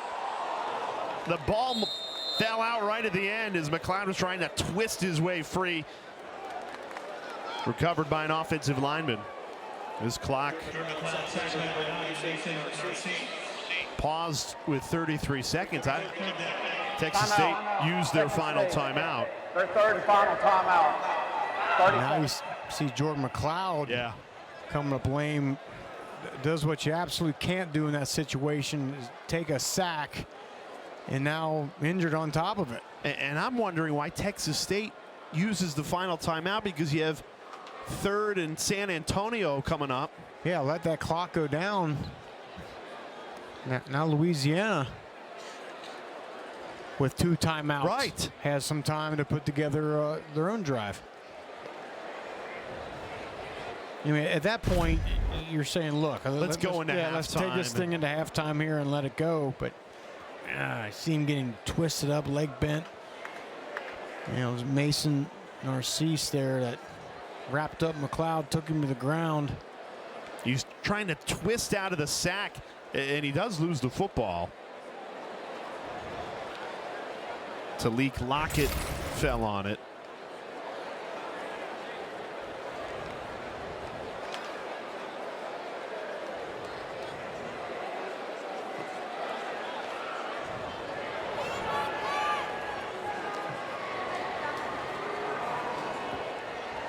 What a tough way to end a half here. Yeah. For both teams. You know, we're seeing Keon Martin go down, get carted off. Just all the energy that credit the crowd. They brought a great passion, great energy on a Tuesday night. It's just been completely sucked out of the stadium, and the last 2 minutes of play that's taken nearing a half hour to complete.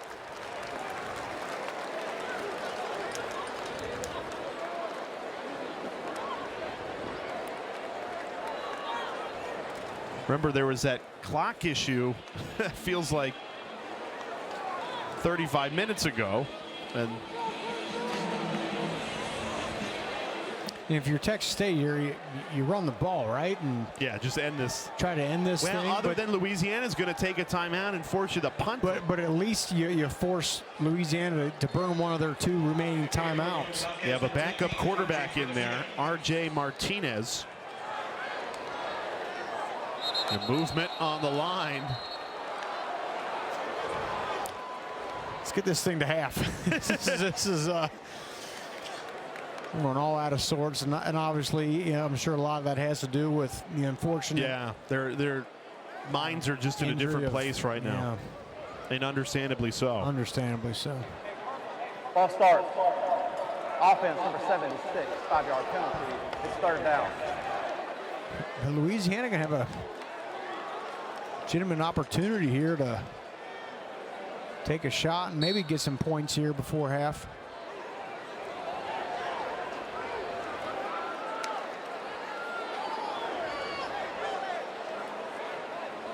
First down marker all the way at the Louisiana 44-yard line, 27 yards away. They do throw the ball. Cole Wilson, and he goes out of bounds. What? That's the one thing you can't do, because now Louisiana's going to have 2 timeouts, 31 seconds left. Critical clock management error by Texas State. That's poor right there. You got to imagine Kenny is hoping you shoot the ball to the outside, complete the ball, stay in bounds, force Louisiana to lose a timeout. Now they're going to get the ball back with a little over 20 seconds and 2 timeouts. Lars Rao, the freshman punter, is on. Louisiana sends pressure on the special teams game. He's got the wind behind the ball. Bounces inside the 5, out of bounds on the 2. Can't do it much better than that. Maybe that's what they planned all along.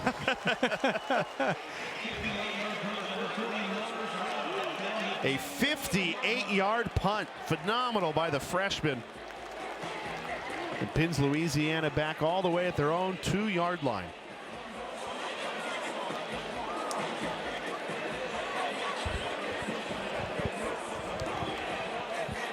And if you're the Raging Cajuns, do everybody a favor and just take a knee, go into halftime. Especially considering all the emotional things that have happened here. Let's run the ball, take a knee, whatever. Go into halftime. They get the ball. They'll receive to start the second half. I mean, it has been 32 minutes since we had the 2-minute timeout. Think about that. We had a play clock issue and then a long injury delay because of Keon Martin, the senior cornerback who went down, was taken off on a stretcher to a nearby hospital, Christus Santa Rosa, just 3 miles away. We will get you an update on Martin's condition as soon as we can, because everybody watching this game, playing in this game, is thinking of Martin and his family as we head into halftime. Louisiana in front 14-6, trying to stay undefeated in the Sun Belt here on the road.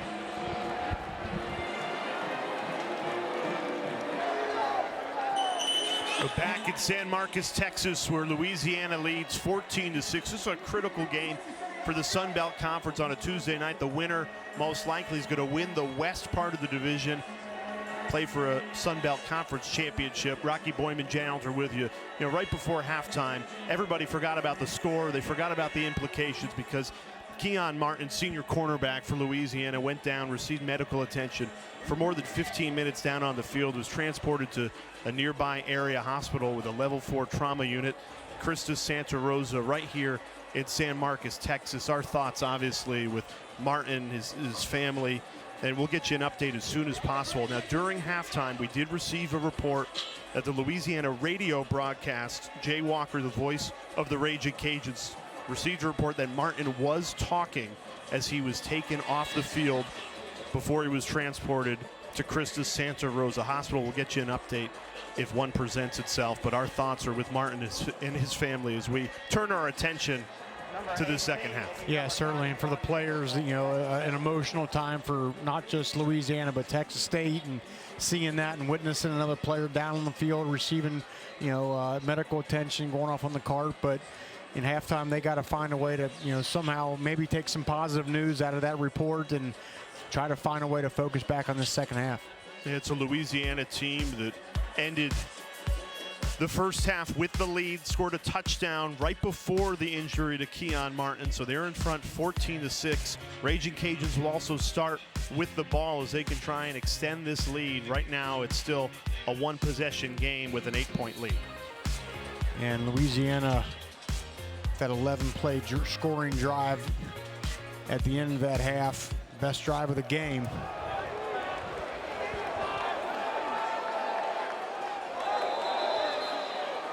Touchback, and that'll give the ball to Ben Woolridge. And this Louisiana offense, two really talented veteran quarterbacks, Rocky Woolridge and Jordan McLeod. You take a look at their first halves, 12 of 18 passing for both guys. Yeah, and remember, Jordan McLeod went down right before halftime there, and they brought in the backup quarterback for a couple plays, so be interested to see what his status is here for the second half. But all the attention on the Martin injury, right? McLeod, a couple of plays later, was twisted on a third down and removed from the game for one play. And Louisiana with the ball to start this second half in an 8-point lead, trying to establish the run with Bill Davis.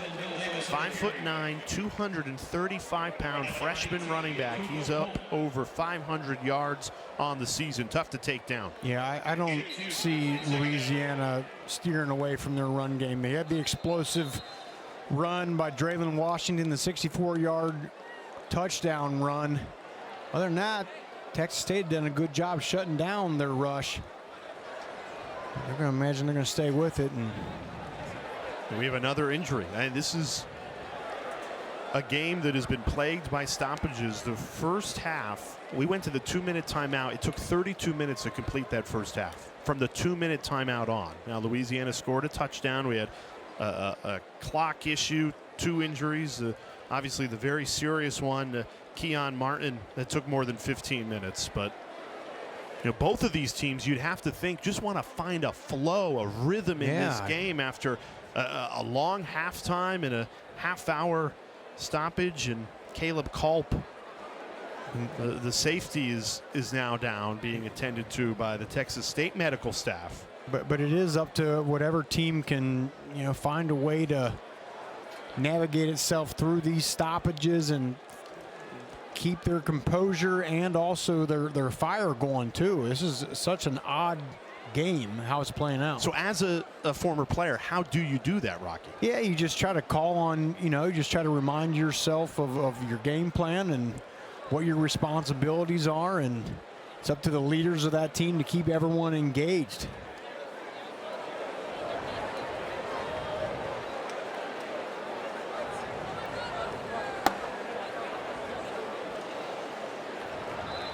Good to see Culp pop up.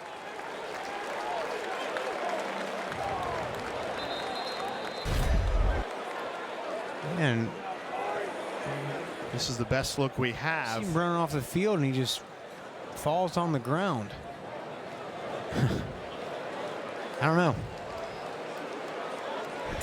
Didn't he grab for a cramp or anything? Just went down. 2nd and 7 upcoming after the injury delay to Caleb Culp. Woolridge blown up in the backfield. Try to play action, and Texas State was on it. A loss of 14 on the sack. Stephen Parker, what a game he's having. Huge play, and they were hoping Parker was going to close down on that run and get the naked boot outside. But Parker was not fooled. He went straight for the quarterback and begins this half with a huge play. Now 3rd and 18. 5 tackles. First sack of the game for Stephen Parker. Dynamic defensive end, delivers big time there. 3rd and 18. Run the football right into a brick wall. Texas State dialed in defensively. Bryce Bass, the defensive line, making an impact to start this second half. Yeah, and I think with just how funky that first half was with all the stoppages, it's important for one team or another to find a way to get a spark, get some momentum, get excited out there. And I think to start this half, it's Texas State. 2 big plays there, going to force a punt. Texas State only had 1 tackle for loss the entire first half. They get 2 on back-to-back plays, and they force a punt for Nathan Torney. Junior kicking into the wind. And we have gusts of 30 miles per hour tonight here in San Marcos, Texas. And it just knocked it right down. Punt only traveled 29 yards. And this will be excellent starting field position for a Texas State offense that has moved the ball well, but they've only got 2 field goals to show for it. Yeah, they started off the game, just marched the ball straight down the field, but Louisiana's defense held, and then the same thing their second drive. But from there, this Louisiana defense, again, not an attacking unit, but very fundamentally sound, doing a great job. And you mentioned the injury to Jordan McLeod, getting twisted up on a 3rd down right before halftime. The reigning Sun Belt Player of the Year at quarterback is out to start this 3rd quarter. RJ Martinez, the backup, is in. That's a huge development. You're talking about last year's Sun Belt Conference Player of the Year not in the game. Trying to establish this run. Here's Mahdi trying to bounce it outside, gain of 6. Now, of course, with Martinez in there, means they're going to lean more on this run game with Mahdi. Louisiana knows that, so their priority number 1 is don't let Mahdi beat us.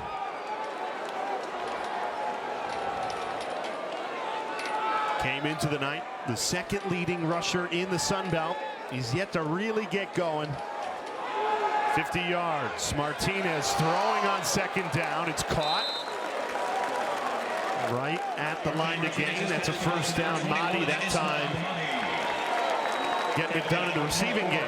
That's a good couple play calls there for Martinez. You get the nice run and then the high percentage pass in the flat, move the sticks, get that young man some confidence. Spinning out of a tackle.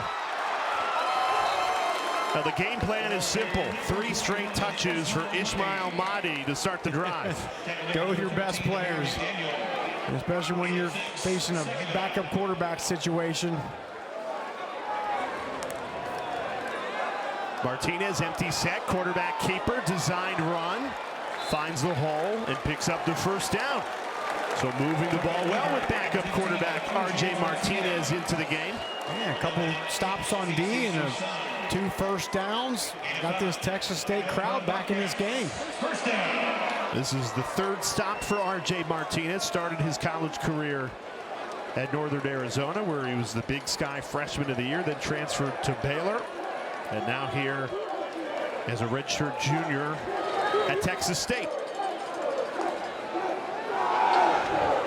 Pump fake. Martinez now slings it into the flat. It's caught by Jaden Williams, and he's wrestled out of bounds right inside the 20. So Texas State back in the red zone, Rocky, and this is where the offense hasn't looked the same. That's right, and especially going in with a backup quarterback, but I've been impressed with how they've got him some high percentage plays, get him in the flow of this game. This is not an easy task. He does not take anywhere near the reps the starting quarterback does in the league. Running it right up the middle with Torrance Burgess barreling forward for another 1st down all the way to the 11-yard line.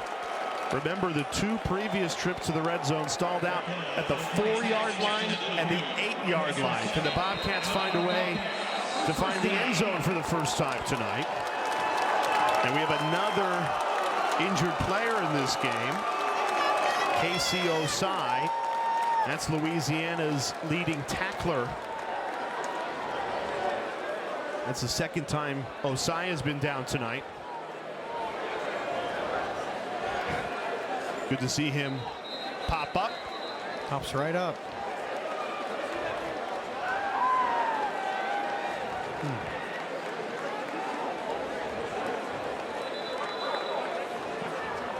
That does, you know, kind of stop a little bit of the momentum from Texas State. Okay. Well, the ball is at the 11-yard line for a 1st and 10. Louisiana 6-0 on the season when leading at halftime. They're 4-0 on the road this season, unbeaten in conference play. The lone unbeaten team in the Sun Belt, trying to stay that way. But here's Texas State in a one-score game. Trying to punch it in. They go back to the run. Burgess swallowed up. The safety Tyrone Lewis got there first. This Louisiana defense, as you mentioned, is just really finds a way to bow up here inside the 15-yard line. It's the ultimate bend, don't break in the red zone tonight for Louisiana. Texas State trying to unlock the end zone. Back to the ground game. Burgess. He's drilled and dropped at the 7-yard line. Only a gain of 4. It was Lewis again on the stop. Back-to-back tackles for the transfer for Kansas State. Nice stick there by Tyrone Lewis. 3rd down. Still would love to see them get Joey Hobart involved. Their top wide receiver in the slot to the top. Backup quarterback R.J. Martinez in the game. Pressure coming. Martinez flush right, throws over the middle. It's caught, wrapped up, spun to the 1-yard line. Did Jaden Williams break the plane? They say no. Texas State celebrating in the end zone, but it is ruled down at the 1-yard line. R.J. Martinez says, let's go here. Line this thing up and let's keep the momentum. The good news for Texas State, that's enough for the first down, so a 1st and goal from the 1. They'll have 3 opportunities to plow this ball into the end zone. And they got the running back to do it. Ishmael Mahdi gets the carry, dives in, touchdown, Texas State.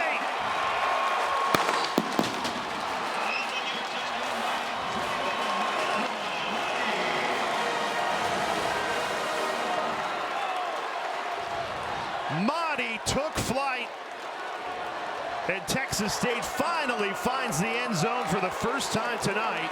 It's a 2-point game, and G.J. Kinney leaving his offense on the field to try and tie this at 14.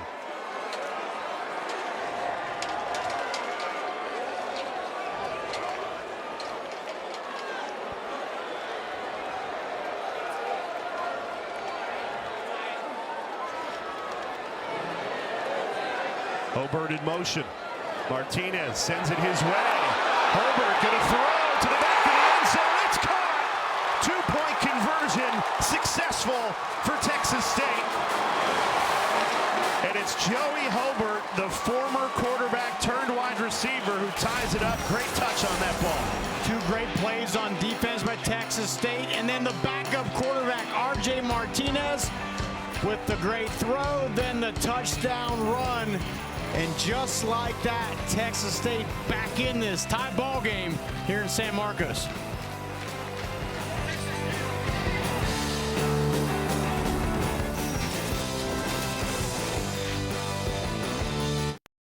All tied at 14. Sun Belt Tuesday night, ESPN 2. You never know what you're going to get. How about a wide receiver throwing for a 2-point conversion? Joey Hobart, and he's got it in his blood. His father, Billy Joe Hobart, longtime successful quarterback, won a national championship at Washington in 1991, played 8 seasons in the NFL, so Papa's proud on that one. Yeah, and Joey Hobart was a high school quarterback, so certainly knows how to get it done. But this is a game where Louisiana's had most of the momentum, but Texas State, here we are early in this 3rd quarter, has found a way to snatch it back. Louisiana started with the football in this 2nd half, punted it away. Texas State storms down, scores a touchdown, gets a 2-point conversion, tied at 14 now. Lance LeJohn, who was quiet in the first half, breaks this one all the way into Texas State territory.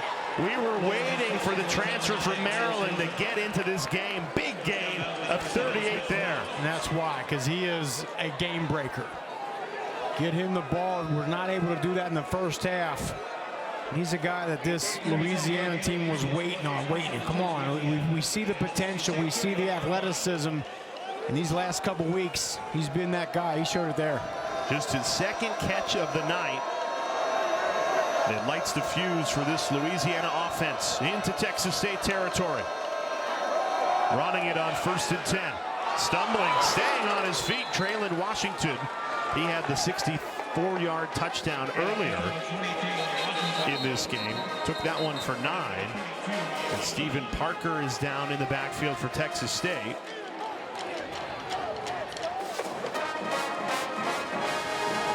He's taking his helmet off.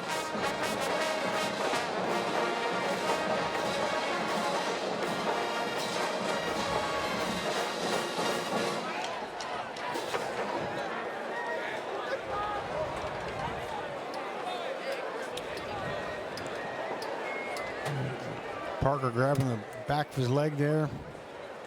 He's had a monster night. 5 tackles, a sack, 2 tackles for loss. And we saw him go down in the first half with what appeared to be a cramp. 80 degrees in San Marcos, even with the sun down, very humid. And, the cramps and hydration, that's a part of the conversation early in the season when it's September. But here we are at the end of October. Yeah. A hot night, and that's just really not a focus because it's usually not something you have to worry about, but here we are. As a guy who spent his whole life in the Northeast, this is not Halloween weather. Same here, brother. This Midwesterner is like, wow. Even back home in Cincinnati, it's still warm. It's especially warm down here. It has certainly played a factor for this Texas State defense. This is the 5th Bobcat defender who has gone down in this game.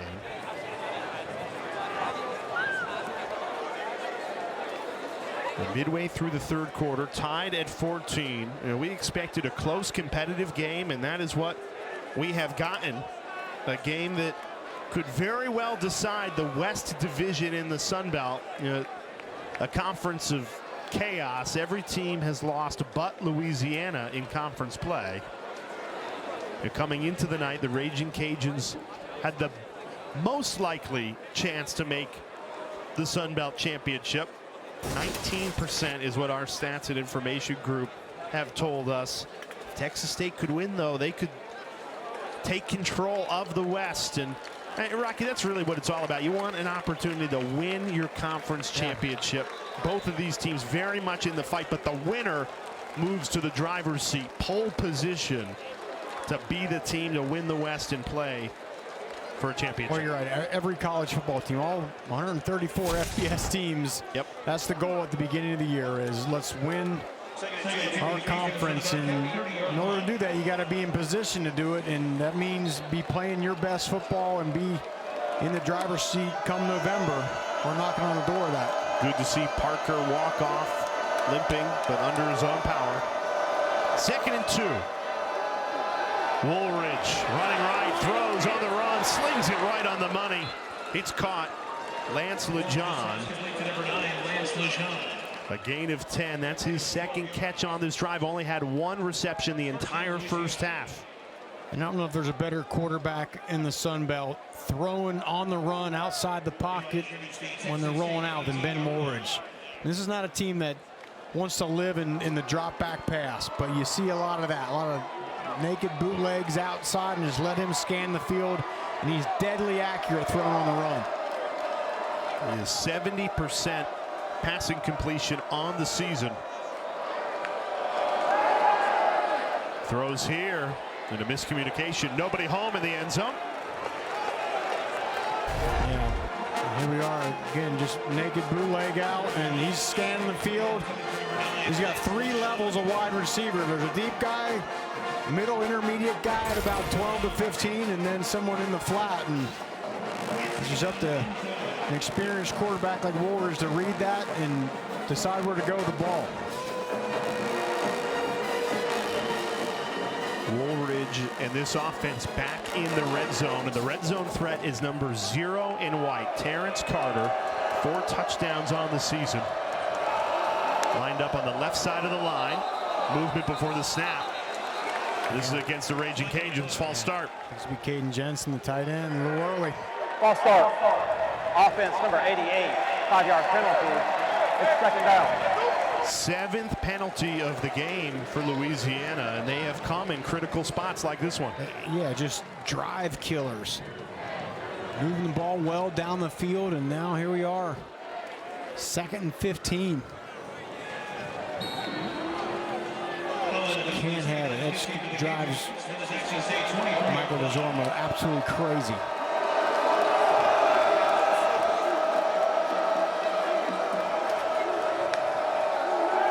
Woolridge surveys, tosses over the middle. It's caught by Carter. There's another flag that comes into the backfield.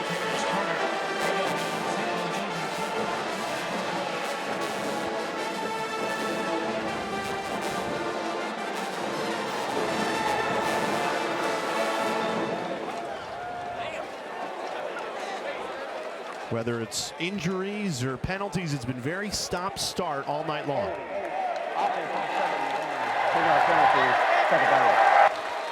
I mean, you said it, Jay. Whatever team handles these stops and starts and the momentum swings the best is going to be the one that wins. Very odd football game, to say the least. Choppy, no flow for either team, and these are two high-powered offenses that once they get into a rhythm, we thought this game could be in the 30s or 40s. Instead, very clunky stop-start. It's been a grind for both offenses. And Michael DeZormo, Louisiana head coach, upset about something ahead of this 2nd and 25. You know, the penalties have the tempers flaring over on the Raging Cajun sideline. You have this ball, 1st and 10 at the 18-yard line. Now you're backed up all the way to the 33. Woolridge surveys, hit as he threw it. And he was fortunate that that ball fell incomplete. Braylon Washington, the intended target, he threw it out in front of him, and the Texas State defender was the closest one to the football. That was very dangerous where he released that ball. But this is the situation you don't want to be in against Texas State. As we've described, an attacking style defense. Lead the Sun Belt Conference in sacks and tackles for loss. This is where they just pin their ears back and go. We want to try to knock Louisiana out of field goal range here.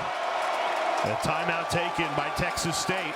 Ahead of this 3rd and 25. You're right on the edge of field goal range. It'd be a 50-yard field goal.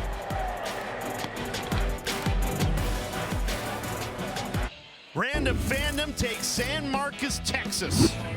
Beat him up, go, go. Home to perhaps the best named tailgate in the country. Meet the Blind Salamanders, who have been attending Texas State football games since 2005. Not just a cool name, they got great tradition as well. This is the Chili Cook-Off Trophy. They let me hold it, handing it off to their leader, Eric Batch. Now, they've been doing this for nearly 2 decades. Awesome passion. Here they are on a Tuesday night, still bringing it. And as for the name, the Blind Salamanders, well, you only have to go a half-mile away to get the answer for that. Spring Lake here in San Marcos, the only place in the world you can find the rare endangered Texas blind salamander. The more you know. And you know that the Blind Salamanders are loud and proud on a 3rd and 25, trying to help their defense. Shovel pass. And that ball was deemed caught by Zylan Perry, a gain of 8, and this does put Louisiana in field goal range. They were right on the edge. Would have been a 50-yard field goal attempt. Now this will be from the 42. And it doesn't look like it, but that was an exceptional veteran play by Ben Woolridge. He knows the last thing we can do there is take a sack, take a negative yardage play, get pushed out of field goal range, finds a way to get forward, get a few more yards, in a makeable field goal. Kenneth Almederis kicking into the wind from 42. His season-long's 53. He's got plenty of leg, and he drills it. Wow. Impressive kick into the wind to fire Louisiana back in front, 17-14. Almederis left no doubt. And Louisiana restores the lead. We remind you, UFC. You do not want to miss it. Saturday, 8 p.m. Eastern Time. ESPN Plus to download the fight. And we've got a heavyweight fight in the Sun Belt tonight on a Tuesday night. Winner of this game will be in the driver's seat to win the West and potentially play for a Sun Belt championship. Now, interested to see if Jordan McLeod, the starting quarterback for Texas State, comes back in this game. During a break, we saw him running up and down the sideline. It looked like he was trying to get that leg warmed up and see if he's able to go back out there. That would be huge for this offense if you get the reigning Sun Belt Player of the Year back. Although it's worth mentioning that the backup, RJ Martinez, just engineered a touchdown drive.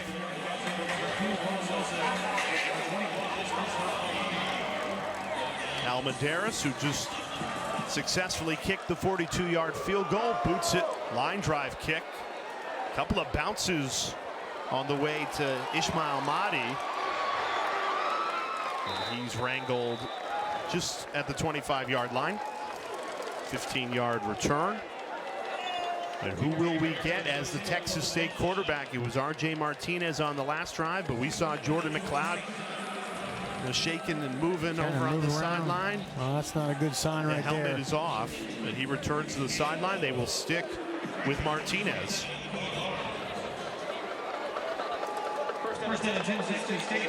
To your point, Martinez has done a good job tonight. I mean, perfect in the completion percentage and led that scoring drive.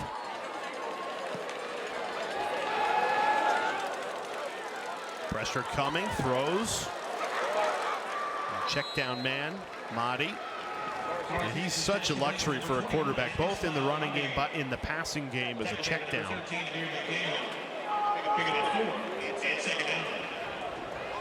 I'm impressed with how RJ Martinez is commanding this offense, coming in cold off the bench. Yeah, engineers a touchdown drive and has done very well taking control of this Texas State offense. And I think the plan is going to be, let's see how many touches we can get to Mahdi. He gets another touch here, picks up the first down. Play is blown dead. Gain of 3 for Mahdi. And his workload has been immense all season, but they have really called his number a bunch tonight. The 13th carry there. He's got 3 receptions as well. Martinez dialing up a deep ball down the sideline, and it sails incomplete. And I think you got to do that, even if you don't connect. You got to take a shot. You got to loosen that D up and make them feel threatened, because you don't want Louisiana to just keep stacking that box and taking away your best player, and that's Ishmael Mahdi.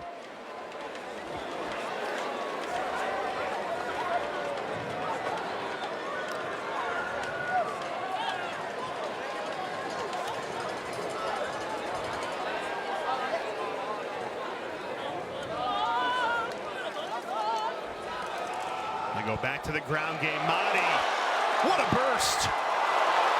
And that ball came out. Mahdi got to the secondary. This is going to be Louisiana football. Jaden Duggar ripped it out. Amir McDaniel fell on the field is a fumble recovered by the defense. Wow. After an 18-yard impressive run by Mahdi, the ball pried free. They'll take a look at this during the break. But that ball looks out. Louisiana football and a 3-point lead when we come back.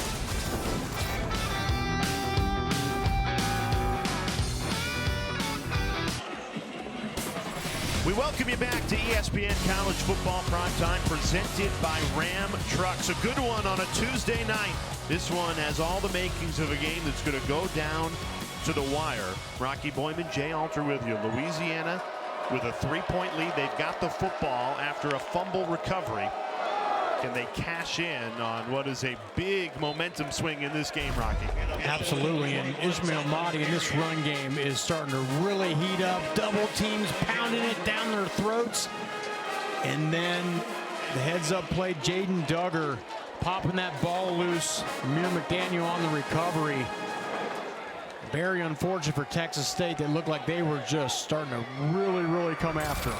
You practice that every day, right? Ripping that ball out, and finally on a big stage in a game that could very well decide who wins the Sun Belt Championship. Jaden Duggar delivers. That might have been the only thing stopping this Texas State rushing attack on that drive. So ball back to Louisiana. Ben Woolridge showing off the legs. Not known as a runner, but he does just enough there. A gain of 8 and a first down for Louisiana. But that's what Ben Woolridge does. He just, again, takes what the defense gives him. Didn't try to force that ball in the flat route there by Terrence Carter. He just tucks away and picks up the first down. No one's going to accuse Woolridge of being the fastest guy on the field, but he gets it done. How about some trickery here? Woolridge checks it down, still positive yardage. But you go with the reverse flea flicker back to the quarterback, Woolridge, and ultimately Zylan Perry takes it for 8. That's a good area of the field to try something like that. You know, let's take a shot here, but just well covered on the back end by Texas State. Well-designed play, but coverage was better. Perry stays in the game. Didn't see much of him in the first half. He's cleared the play, but was limited in practice all week. They run it to him here. He stopped shy of the first down marker. 3rd and 2 upcoming. Good defensive push there from Texas State. Now Ben Woolridge wants to get his offense to line, and see Texas State looking to the sideline for the call. They're a little bit out of sorts here. Woolridge got Texas State to jump. This is a free play, and Bernard takes it inside the red zone. So they'll decline this penalty. They did much better there. And just very well done by Ben Woolridge there. Gets his line to the line of scrimmage. Sees Texas State's looking to the sideline. Defense, number 23 in the neutral zone at the snap. The penalty is declined. The result of the play is a first down. So gets him with a long count, and then, yeah, the free play. Take a little shot, and just, again, very well done by the veteran quarterback.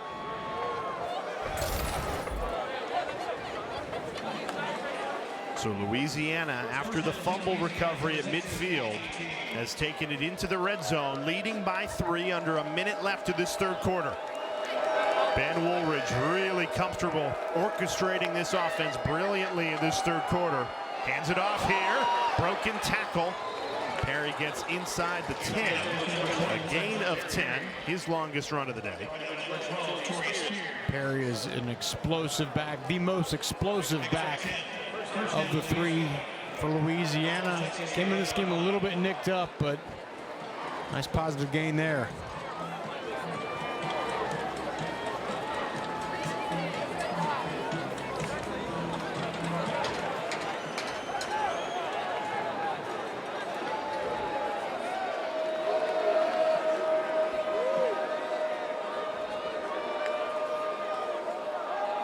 They go right back to Perry. This time he's swallowed up, and that'll do it for the 3rd quarter. So we head to the 4th quarter. Close, competitive game. This is a fun one. Join us for the 4th at a 3-point game.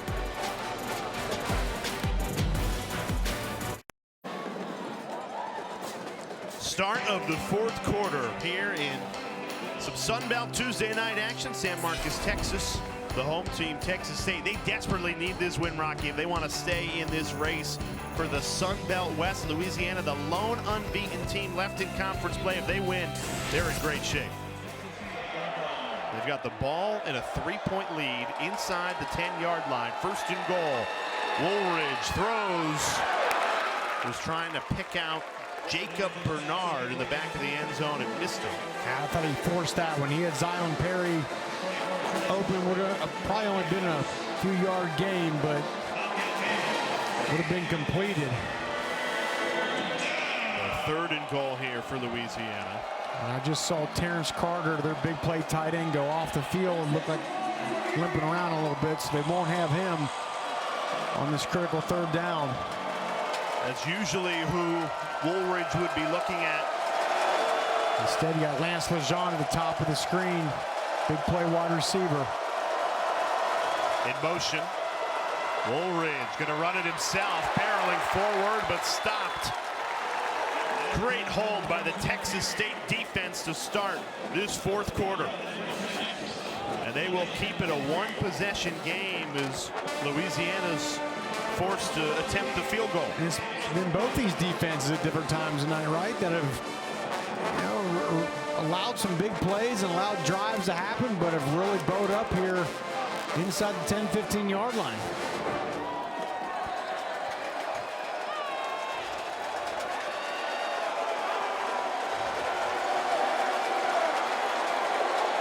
Almedaris from 24. Low snap, but right through. Great job by the holder, Dalen Cambry, to settle that ball down for Almedaris, and it's a 6-point Louisiana lead. We were just showing you the Sun Belt standings. This is the lone conference in all of FBS football still doing divisions, old school versus West. Yeah, and I think there's two sides of it, right? You may not get the best two teams in the conference title game, but the other side of it is, I think, for the players, give you something to root for. Hey, let's clinch our side of the conference here and win that opportunity to go to the conference title game. And these two teams, as we've described, certainly in that mix in the West. Headed into the night, if Texas State beat Louisiana, you'd have 5 teams there tied at 3-1 in the West. How chaotic would that be? So Louisiana's hoping they can hold on to this 6-point lead, and then rest of the schedule sets up favorably. They have 3 straight home games to start November. They have been road warriors this season. 4-0 on the road, and they're 14 minutes away from making it 5-0, staying undefeated in Sun Belt play. And they've done a phenomenal job this season, staying focused, staying in the moment. Head coach Michael Desimo telling us we have stayed focused on the work, and it's the work that has gotten us to this spot, so stick with it. They have done so through 3 quarters, a 6-point lead. As we remind you, a loaded slate this Saturday. Week 10 continues with a monster triple header. Kicks off with 5th-ranked Miami, noon Eastern time, and then it's number 2 Georgia and Florida in Jacksonville, and we cap the night with number 10 Texas A&M taking on South Carolina. Best chance to reach the SEC championship game. Here we are talking Sun Belt championship game. There's SEC championship game. I'd have Georgia a lot higher than 34%. They have that head-to-head win against Texas as well. What do you think, Rob? I certainly, by that alone, and you and I saw Georgia about a month and a half ago, faltered against Alabama there, but since then been playing some good football. Big play here to start the drive, exactly what Texas State has been looking for all night long. Torrance Burgess. Yeah, Torrance Burgess made some big plays here tonight. Obviously, a lot of it's been Ishmael Mahdi. Great way to start this drive here by Burgess. Martinez thrown down. That's a sack and a loss of 1. Jaden Duggar, who had the strip on the fumble earlier. Nice just rhythm pass play. Look, 2 blockers out in front. Hobart, wide receiver, and I believe that was the right tackle, Harkey, as well. And it's still the backup quarterback, R.J. Martinez, in there for Texas State. Trailing by 6. Designed bubble screen here, and another big play down the sideline. A touchdown saving tackle, or else Jaden Williams was gone. Texas State's broken off 2 big ones. How about that play design there by Mac Leftwich and G.J. Kennedy? Got the screen going the other way, comes back this side. Got the tunnel, got the offensive line. Those big boys out in front. Tyrone Lewis saves a touchdown. Jaden Williams was gone if not for Lewis. And there's an injured Louisiana linebacker. Carmicah Glass is down near the 40-yard line. Texas State is in business. Ball in Raging Cajun territory. Marked at the 33-yard line. Tell you what, R.J. Martinez, can't emphasize how tough it is for a backup quarterback to come in. You don't get anywhere close to the amount of reps during the course of the week. It's up to you to pay attention and make sure you're watching everything, getting those mental reps out there. So when your chance comes, you're ready for it. I mean, the numbers kind of speak for themselves here. Yeah, you're replacing the reigning Sun Belt Player of the Year, and he's been phenomenal. 1st and 10 from the 33-yard line of Louisiana. Texas State with the football, trailing by 6.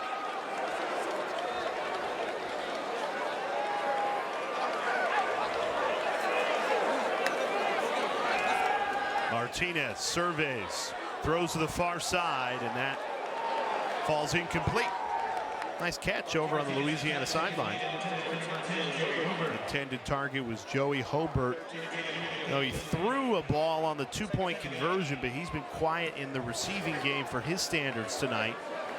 Only 2 catches for 10 yards. Yeah, and he's a guy you like to think with R.J. Martinez, as good as he's done, he's still the backup quarterback and doesn't have quite the experience McLeod has. Find a way to get Hobart the ball in space. Terrific route runner. Let him go. Another screen set up. They've had success with this on this drive. Burgess, he's got plenty of speed, shoved out of bounds inside the 10. Texas State has broken off 3 plays of 15 or more in the screen game. He read this blitz. He knew that he had Burgess open in that flat. And how about the extra gear of Torrance Burgess? That was impressive. Gain of 22 for number 22. And Texas State back in the red zone. A chance to take the lead with a touchdown and an extra point. The backup quarterback, R.J. Martinez, has been brilliant since he's entered this game in the 3rd quarter. He's going to tuck and run. Ran right into his own offensive lineman. Fitzgerald West Jr. was the disruptive defensive tackle. He ran right into the chest of West there. Couldn't have felt good. G.J. Kinney has to like how his backup quarterback is playing here, leading his offense down the field. No Ishmael Mahdi in the game right here. Instead, it's Lincoln Perry. Martinez got out of that, and instead it was Perry on a direct snap. Not much going. Glass made the tackle for Louisiana, no gain. And this sets up 3rd down. Marcus Glass has played an excellent football game tonight. Been involved in a lot of tackles for loss. Now this has been the danger zone for Texas State. They've had drives stall out at the 4-yard line, the 8-yard line, and now this could stall out in the red zone again. Martinez, flushed right, in trouble, getting chased down. Nobody open, Martinez slides. Another good hold by Louisiana defensively. Texas State forced into another field goal attempt. This is deja vu for a Bobcats offense that is now stalled out at the 10-yard line or closer 3 times tonight. 3 times. Earlier they got down to the 4-yard line, had to settle for a field goal, then the 8-yard line, settled for a field goal, and here they are now. Just can't seem to crack inside the 10-yard line for the score. And Shipley's connected from 21 and 25 tonight. This one straight through from 25. 3rd made field goal tonight. Cuts the lead in half. 2017 here in Texas. The new 12-team college football playoff begins December 20th on ESPN. New era college football, the 12-team playoff for the first time. Now, a week from tonight, mark your calendars, the College Football Playoff Committee releases their first ranking. So that, we'll go back to it after this kick. That mock 12-team playoff is built with the AP poll. that doesn't really mean anything because it's up to the College Football Playoff Committee. Now, the interesting thing is, you see BYU number 9. Well, why do they get the bye? It's the top 4 conference champions. Yep. And then obviously you got Clemson and Iowa State tied in the AP poll at 11, so they both get in on the College Football Playoff mock, but you'll get the full release from the committee a week from tonight. Always curious what they're thinking. They give us a glimpse into their heads as they're starting to build these brackets, and I think it becomes a lot more difficult with 12 teams than 4 because you have the conference champions coming into play. 7 at-large teams will be really fun. I agree, and every committee member kind of looks at that thing a little bit differently. I think some look at best, some look at, you know, most deserving, considering the schedule. Some choose to look at offensive and defensive numbers, that kind of thing. So it is important to mention, though, that as the playoff expands to 12, we still have that committee that is in charge of deciding that thing. Yeah, expanding from 4 to 12 this season, 5 conference champions, and then 7 at-large teams. Now Louisiana, a 3-point lead with the football, 2nd and 4. Woolridge pulls it out, play action. He was looking for the tight end, Terrence Carter, and missed him, and there's a flag that flies in late after the play finishes.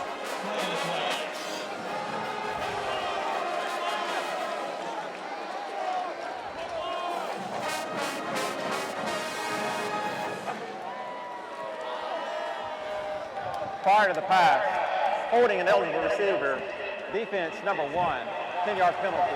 Wow. Automatic first down. So an automatic first down. Louisiana moves the sticks, fresh set of downs after the Joshua Eaton hold.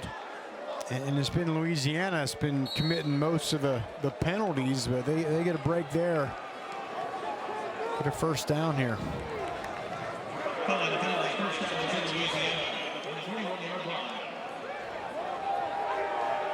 That's only the 2nd penalty against Texas State tonight, but it's a costly one. 1st and 10 for Louisiana. And another flag comes in. This is against the Raging Cajuns. False start. Offense, number 15. It's still first down. It's the 9th penalty and the 4th false start. And Coach Desma preached that all week.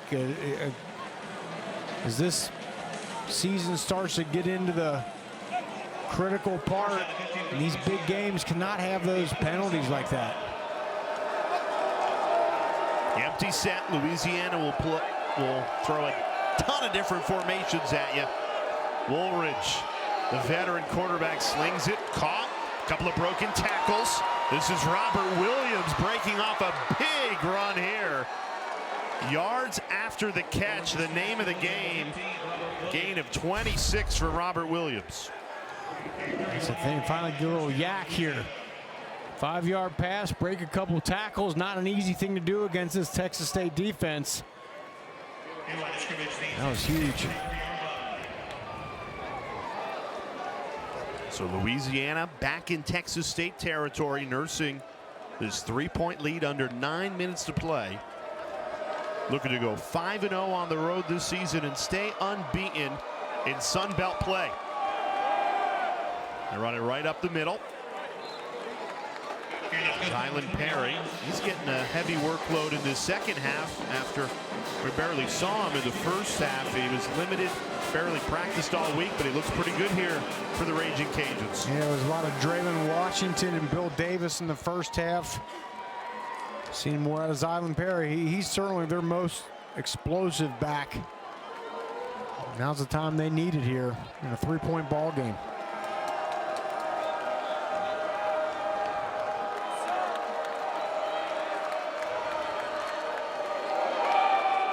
Right back to Perry. This time, no room to run, only a gain of 1.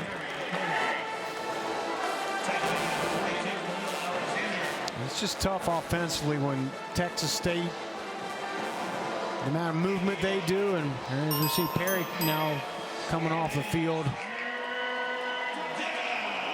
It's hard trying to find, where the open holes are. Where's the gaps in this defense? Where's that little chink in the armor we can hit?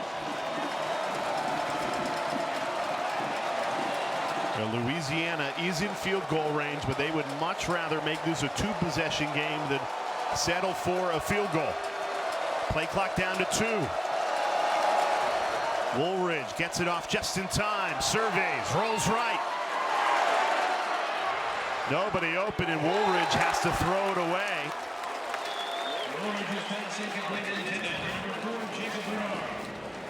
And they were trying to find Terrence Carter. That's looked like the way it was schemed up, but kind of hesitated, and then he was forced out to his right, and nobody home. Good job by the secondary of Texas State.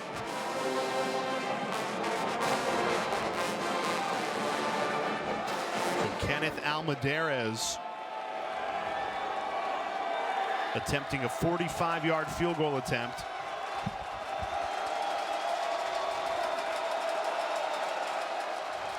Even if he makes it, this is still a 1-possession game. But it would force Texas State to score a touchdown versus a field goal. Maderes straight through. Confident kicker. He's connected from 40 plus twice tonight. Louisiana back up by 6.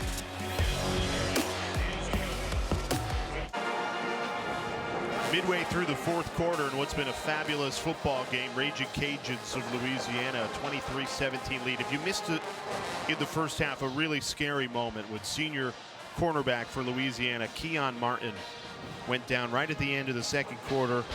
He was down for 15 plus minutes, but how about this? Wonderful. Best news of the night. You gotta love social media. Keon Martin logging on, letting everybody know that he is okay, certainly alert, even able to give that thumbs up, taking the selfie. It was such a scary moment, down for more than 15 minutes, taken to nearby hospital. And what great news. Awesome to see that. And you wonder if that information is shared amongst his teammates here, because they're, I'm sure, very concerned with how he's doing. You hope it is. Yeah, absolutely. That would give him a good pep up right there, getting that news. We are certainly happy to see that information, and our thoughts and prayers will continue to stay with Martin and his family. His football team, though, maybe he's got the game up on that phone. He took the selfie. Yeah. Rooting on his Raging Cajuns, trying to protect this 6-point lead. Defense on the field. And Texas State sticking with the backup quarterback, R.J. Martinez. We have not seen Jordan McLeod, the reigning Sun Belt Player of the Year, at all. And we've also not seen Ishmael Mahdi the last couple drives. Their best running back. Trying to get it done with a backup quarterback and a backup running back. The screen game has been most effective, and they go to it here to start the drive for a gain of 5. Cole Wilson with the grab there. As good as Torrance Burgess has been, it's never easy with a backup quarterback and your second best running back. Have not seen Mahdi since he fumbled the football after a gain of 18 right as he was being taken down. This will be a 3rd and 1. Have to find a way to keep this drive alive, trailing by 6. They go right back to Burgess, and he plows forward for the first down. But Burgess runs hard, though.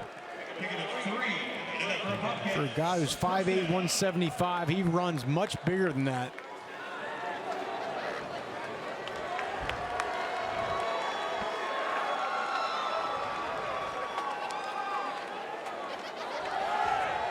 They go right back to Burgess, following his lead blockers that have done a nice job opening up running room.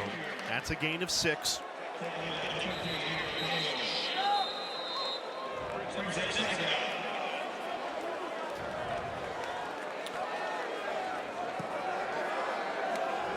Amir McDaniel, who recovered the fumble earlier in this game. You see 13 in white there, the Louisiana 5th-year senior.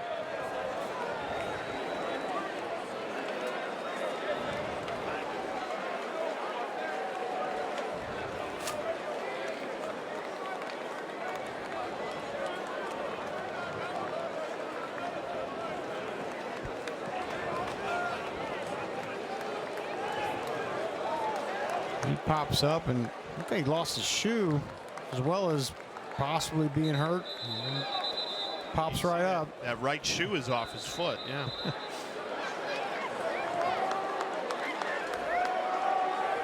Pops the cleat back in.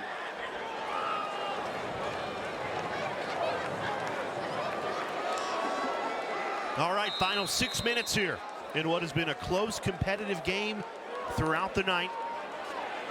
Louisiana clinging to a 6-point lead on defense here. Texas State with the ball. Driving, it's a 2nd and 4.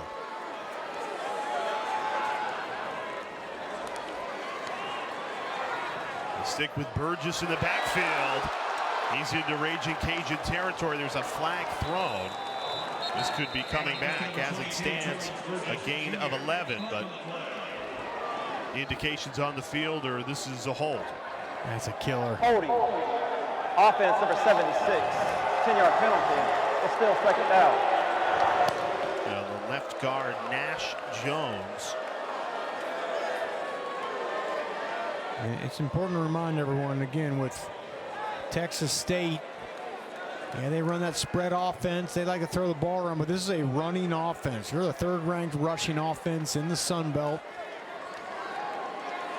You're having a couple big play runs here, but that one comes back with a penalty.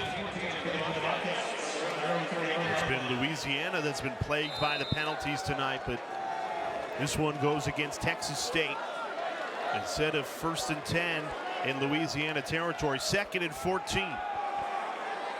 Martinez floats it, caught, Joey Hobert, and there's another flag down, this time in the secondary. So the flags piling up in this 4th quarter.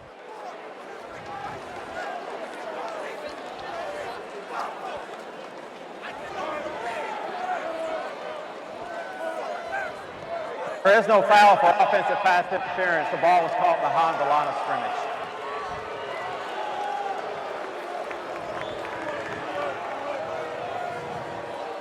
So no penalty.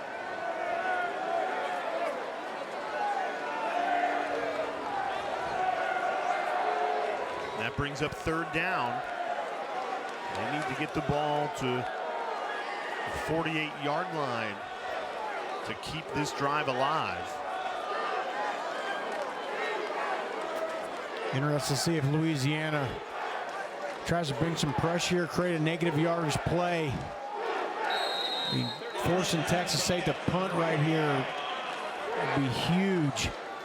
With a 6-point lead, getting the ball back to your offense, that's a slow, methodical unit. Martinez, good protection, slings it out. Burgess turns upfield and gets the 1st down. How about the speed from Torrance Burgess? Found a different gear there, took it for 12. Fresh set of downs at the 50. Football is not that complicated, Jay. Get the ball to your best athlete in space and let him make a guy miss. He cuts back across the grain on KCO's side, the linebacker, 1st down. Low snap. Martinez has to tuck and run. Takes it out of bounds. But how about this big play from Burgess to keep the drive alive on 3rd down? Yeah, just shooting the ball in space. Watch number 8.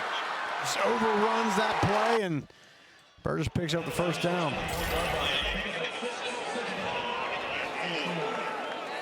Into Louisiana territory now, 2nd and 4.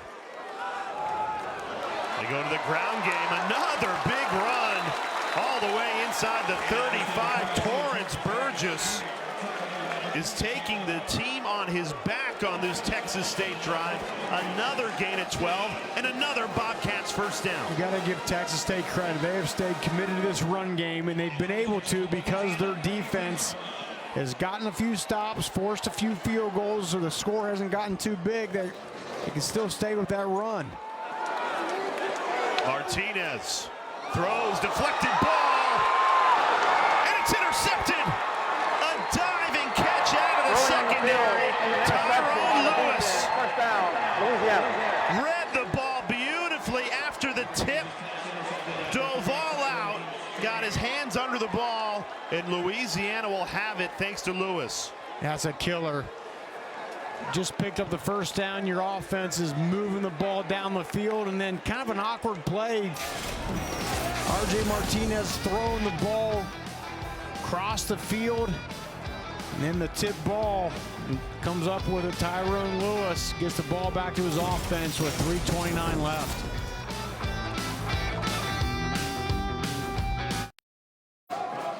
ESPN's College Football Primetime is presented by Ram Trucks, built to serve. And Louisiana's second takeaway on the evening, and this one critical because 3:29 to go, a 6-point lead. Texas State has 2 timeouts, but Louisiana an opportunity if they can pick up a couple of first downs here to just win this game and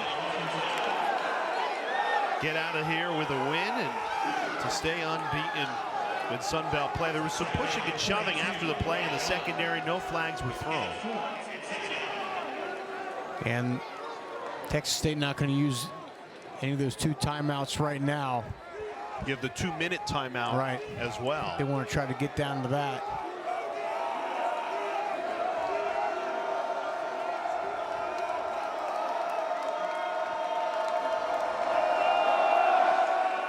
Louisiana keeps it on the ground.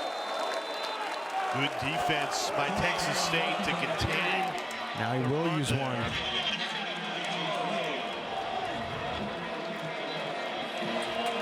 Kitty does use one of his 2 timeouts. 30-second timeout.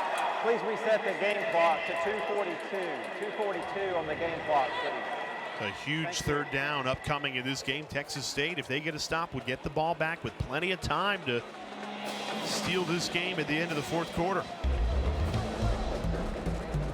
But you don't want to miss Sun Belt games like this one, and that means you need the Sun Belt on ESPN Plus, your exclusive home for more than 1,400 games and events and all your Sun Belt championships. I give the Sun Belt a lot of credit to play on a Tuesday night, give the fans at home something to watch. Everyone loves football on a Tuesday. It's difficult for both programs, and we've been treated to a spectacular football game. This is the biggest play of the night.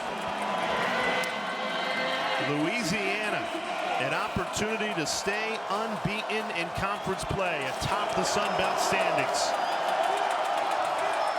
Desperate for a first down on a 3rd and 6. For Ben Moore is so good, he's going to change that play up. The 7th-year senior quarterback. They trust him, and he makes the right read.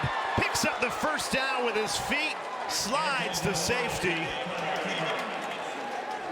Just a perfect read, a perfect decision by the 7th-year quarterback. And he knows Texas State, they like to do a lot of line stunts, a lot of twists and stunts up front, but that opens up a huge lane right in front of Woolridge. He does a smart thing and picks up the first down. Louisiana can take this all the way down to the 2-minute timeout. Texas State, only 1 timeout remaining. The Raging Cajuns, what a season this has been. They're 2 minutes away from improving to 5-0 on the road.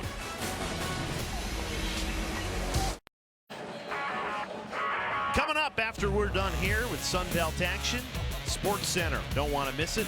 Game 4 of the World Series from the stadium. Full post-game coverage as the Dodgers went into the night looking for a sweep, but the Yankees punched them back. Take a look at some college football playoff projections. The committee releasing their first rankings a week from tonight.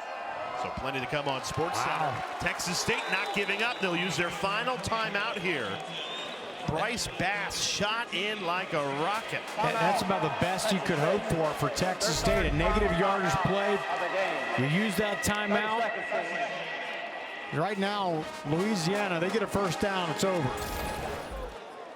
And Texas State is out of timeouts. A critical game for the Sun Belt West standings. Louisiana with a win stays atop. Obviously, ULM, Arkansas State, South Alabama still in hot pursuit, but Texas State kind of falls out of it. 2 losses, and Louisiana would hold that tiebreaker. So here's the situation for the Bobcats. They need a stop here on 2nd and 3rd down to force the punt, because if Louisiana gets the first down, Texas State can no longer stop that clock. They're out of timeouts. So with a first down, Louisiana can just knee this game out. And if you're Louisiana, you still want to run this football here and not risk an incomplete pass stopping the clock.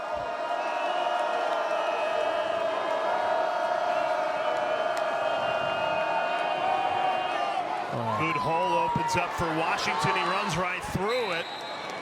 Stopped just shy of the first down marker, but Louisiana 2 yards away from ending this game. The crusher right there. There's Draylon Washington. Remember, he started off the scoring here with that 64-yard rushing touchdown early in the first quarter. Now Louisiana trying to find a way to get 2 yards here and seal this game. Looks like they'll take it down as low as they can here and use one of their timeouts. They have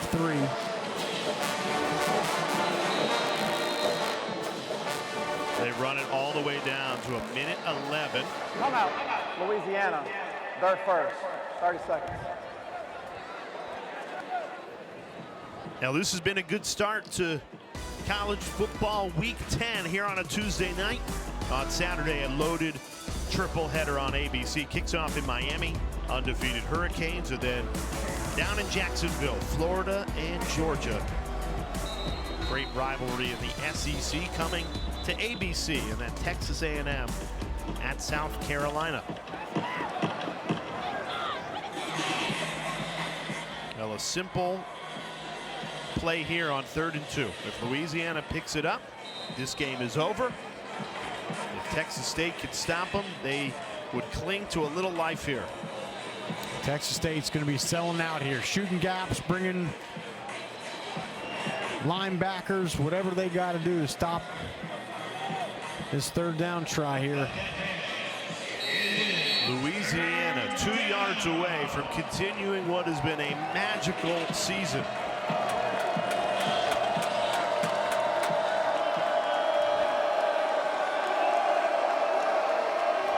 Texas State loading the box. Woolridge takes it himself for the first down.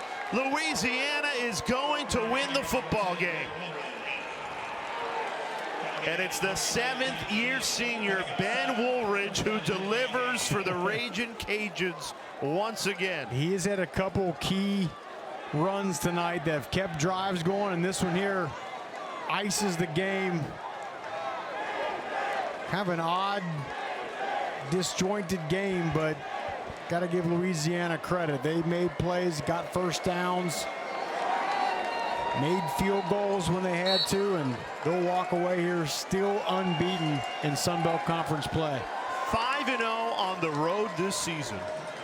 They have played themselves into a fabulous spot. They are firmly in the driver's seat of the Sun Belt Conference.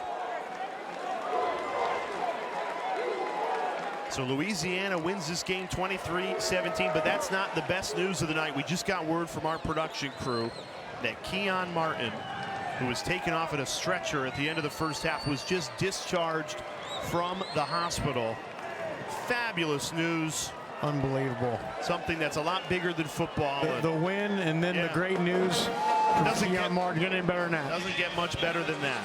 So Louisiana, the lone unbeaten team in Sun Belt play, atop the conference standings, 4-0 in conference play, 5-0 on the road. They've got 3 home games upcoming. And Louisiana, I think, again, the most complete team in the Sun Belt. Veteran team, they win on the road. That's a very, very dangerous combination here as we turn the calendar to November. For Rocky Boyman and our terrific crew behind the scenes, I'm Jay Alter saying so long from San Marcos. Let's get you to Sports Center with Kevin Connors and David Lloyd. Thank you, fellas. And yeah.